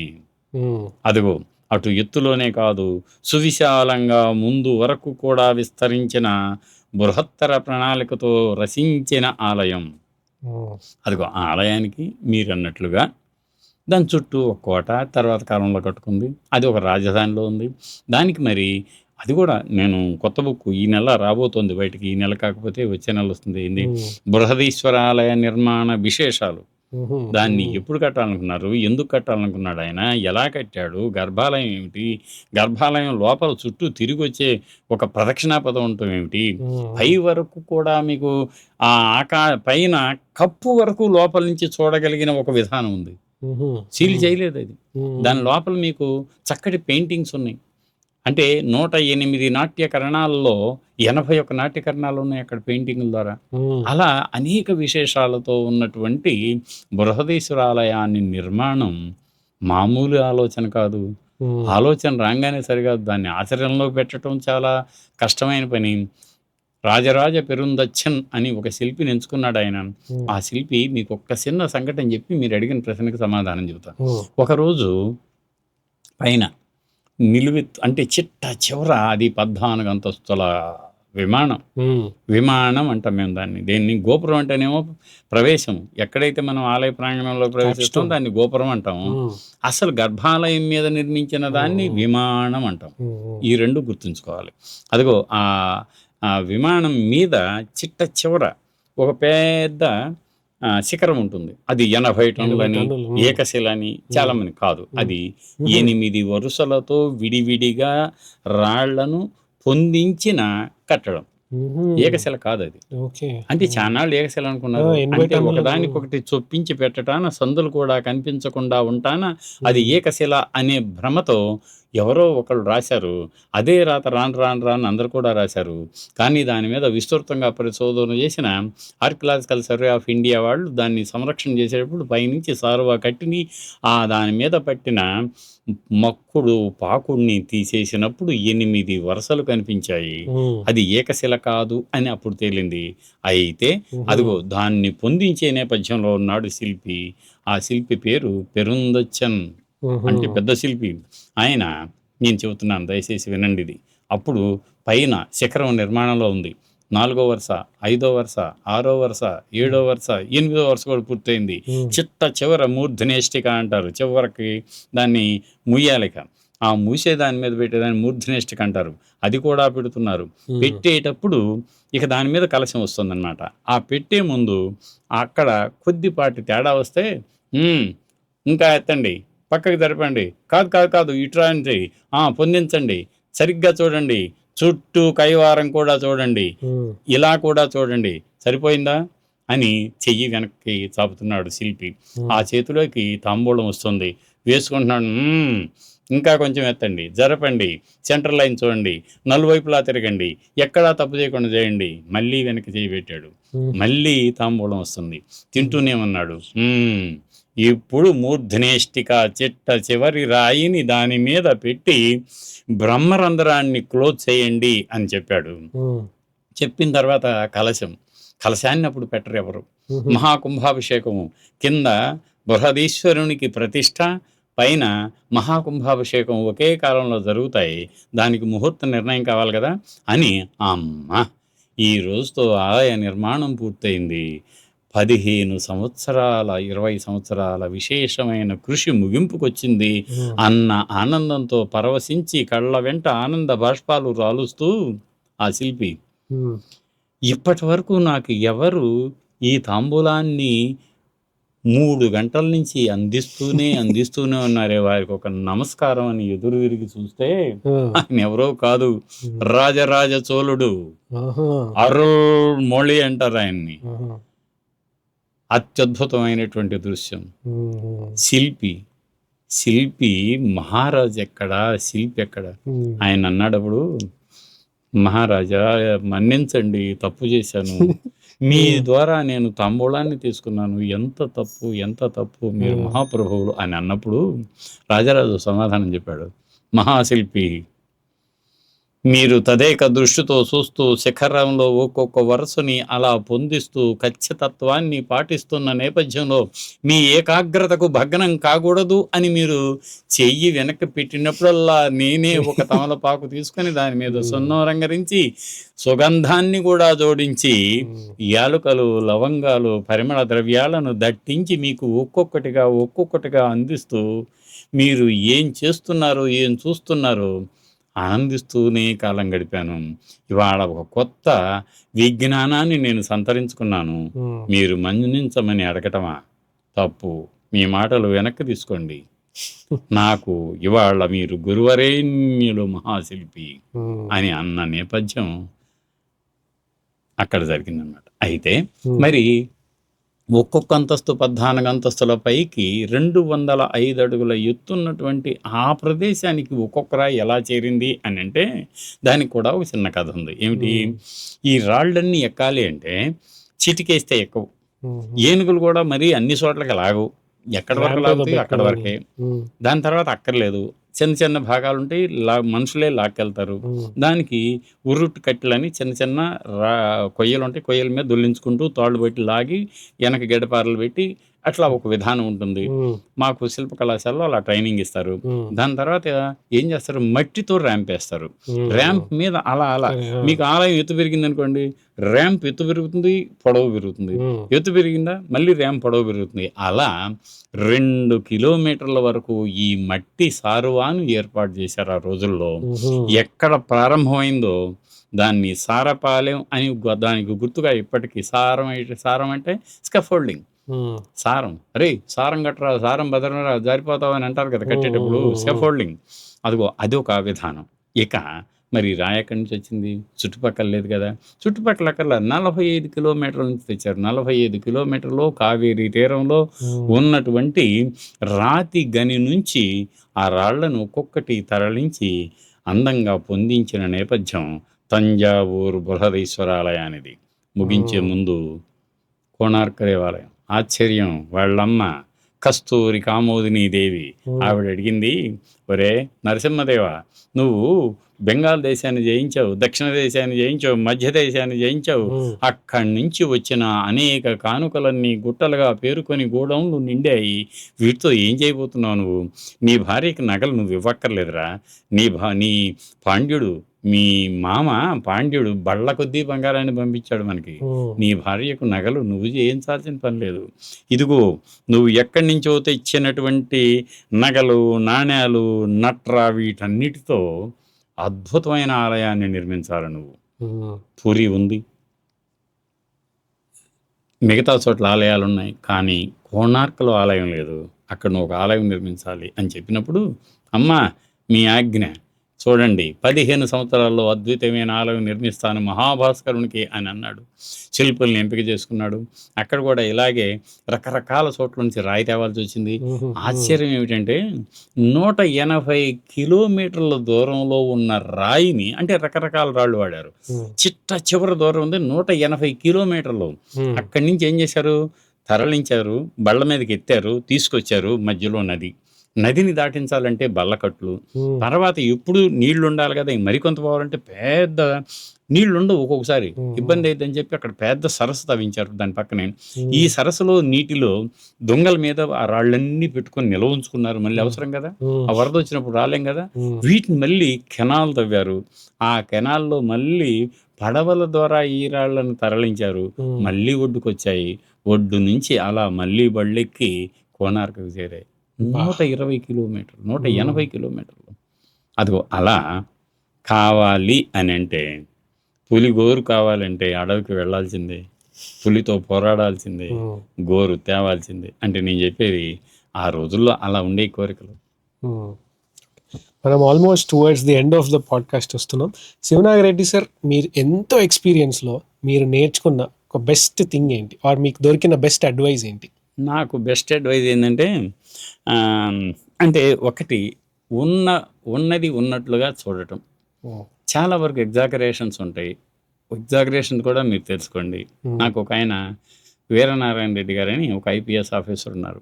నేను అన్నాను, సార్ వాళ్ళు వీళ్ళలో ఇంత ఒక్కొక్కళ్ళు ఏమో ద్వేషంగా ఉంటారు, ఒక్కొక్కళ్ళు మరింత ప్రేమగా ఉంటారు, ఒక్కొక్కళ్ళు మరింత స్వార్థంగా ఉంటారు, అసలు ఇంకొకళ్ళు అయితే అజ్ఞానంతో ఆధ్యాత్మికత పేరుతో విచ్చలవిడి ప్రవర్తనలు ఉంటే ఎలా, ఏం చేయాలి అంటే, అదిగో అదే అక్కడే మనం తెలుసుకోవాలి అసలు ఏమిటి ఈ జీవిత గమనం, రకరకాల ప్రవర్తనలో ఏది మంచి ఏది చెడు అవగాహన చేసుకోవడంలో తప్పు లేదు. కానీ ఆచరణకు వచ్చేటప్పుడు హంస పాలని నీళ్ళని ఎలా వేరు చేస్తుంది అని అనుకుంటామో, మీరు కూడా మనసు అప్పటికే విద్యావంతం అయింది కదా, అదిగో ఆ విద్య హంసలాగా తయారు కావాలి. ఆ హంస మంచిని మాత్రమే స్వీకరించాలి, ఆ మంచిని మీరు పెంచాలి. అదిగో మంచిని మాత్రమే సేకరించి మంచిని పెంచినప్పుడు మనిషి మనిషిగా జీవించగలుగుతాడు, ఎవరికి ఇబ్బందికరంగా ప్రవర్తించడు. బహుజన హితాయ బహుజన సుఖాయ లోకానుకంపాయ అత్తాయ హితాయ సుఖాయ చ అని అంటాం కదా, అని బుద్ధుడు చెప్పాడు ఆ రోజుల్లో. అలా మనం మంచిని మాత్రమే స్వీకరించాలి, మంచిని మాత్రమే ఆచరించాలి, మంచిని మాత్రమే పెంచాలి. అది ఎంత హాయిగా ఉంది. అదిగో ఈ నేపథ్యంలో మీరు ఏ మతానికి చెందినవాడైనా, ఏ రంగులో ఉన్నా, ఆస్తిపరుడైనా పేదవాడైనా వాళ్ళందరినీ మనం సమభావంతో చూస్తామన్నమాట. సమతాభావం అంటాం మనం, సమత ఉత్తుత, అదిగో ఆ భావంతో చూడగలుగుతాం మనం. నాకు అందరినీ ప్రేమించబుద్ధి అవుతుంది. ప్రేమించడం అంటే మళ్ళీ అంటే అందరినీ హాయిగా ప్రతి వాళ్ళని గౌరవించడమే ప్రేమించడం, వేరే ఉద్దేశం కాదు. అది నేను ఆ వీరనారాయణ రెడ్డి గారి ద్వారా నేను నేర్చుకున్నా. On an ending note, final touch లాగా వ్యూవర్స్కి ఏం చెప్పాలనుకుంటున్నాను? నేను ఒకటే మాట చెప్పాలి, take care of minutes and hours can take care of themselves అని చెప్పిన ఒక ఆంగ్ల కవి యొక్క వాక్యాన్ని అనునిత్యం మన కళ్ళ ముందు కదలాడేలా మనం స్ఫురణకు తెచ్చుకుంటే, అంటే ఏమన్నారు sir? Take care of minutes and hours can take care of themselves. అలా జీవితం చాలా విలువైంది. ఆ విలువైన జీవితంలో ఎక్కువ మిలియన్స్ ఆఫ్ పీపుల్ వ్యర్థం చేస్తున్నారు కాలాన్ని, ఎలా గడపాలో తెలియక. ఉన్న సమయాన్ని మీకు నేను ఒక్క ఉదాహరణ చెబుతాను. గోడ గడియారంలో మనం బ్యాటరీ వేస్తాం. ఆ గోడ గడియారం టక్ టక్ టక్ టక్ మనం తిరుగుతూ, మీకు సెకండ్ తిరుగుతుంది కదా. తిరిగినప్పుడు ఆ గడియారంలో ఉన్నటువంటి శక్తి ఏమిటి? బ్యాటరీ. ఆ బ్యాటరీలో శక్తి ఏమవుతుందో తెలుసా మీకు? పై నుంచి కిందకు ఒక్కొక్కటి కోల్పోతూ చిట్ట చివరి వరకు వచ్చేంత వరకు కూడా ఏ రకమైన ఇబ్బంది లేకుండా గడియారం తిరుగుతుందా లేదా? ఇది ఎక్కడైనా బతికించిందా? బతికించలేదు కదా. అది మరి మనం చేసిందే కదా. మరి మనకేమైంది? మనం ఎందుకు ఇంత సమయాన్ని వృధా చేస్తున్నాం? అదిగో అలా సమయాన్ని వృధా చేయకుండా ఇంకా తెలుసుకోవాల్సింది ఎంతో ఉంటుంది అన్నటువంటి విషయాన్ని మనం అవగాహన చేసుకొని, మిగతా విషయాలను కూడా సాధ్యమంత వరకు తెలుసుకొని, సార్వజనీన విశ్వ మానవుడిగా జీవించటానికి కనీసం ఈ రోజు నుంచైనా పూనుకోవాలి అన్నది నా ఆశ, ఆకాంక్ష. చాలా మంచి message sir. Thanks for coming. Thank you.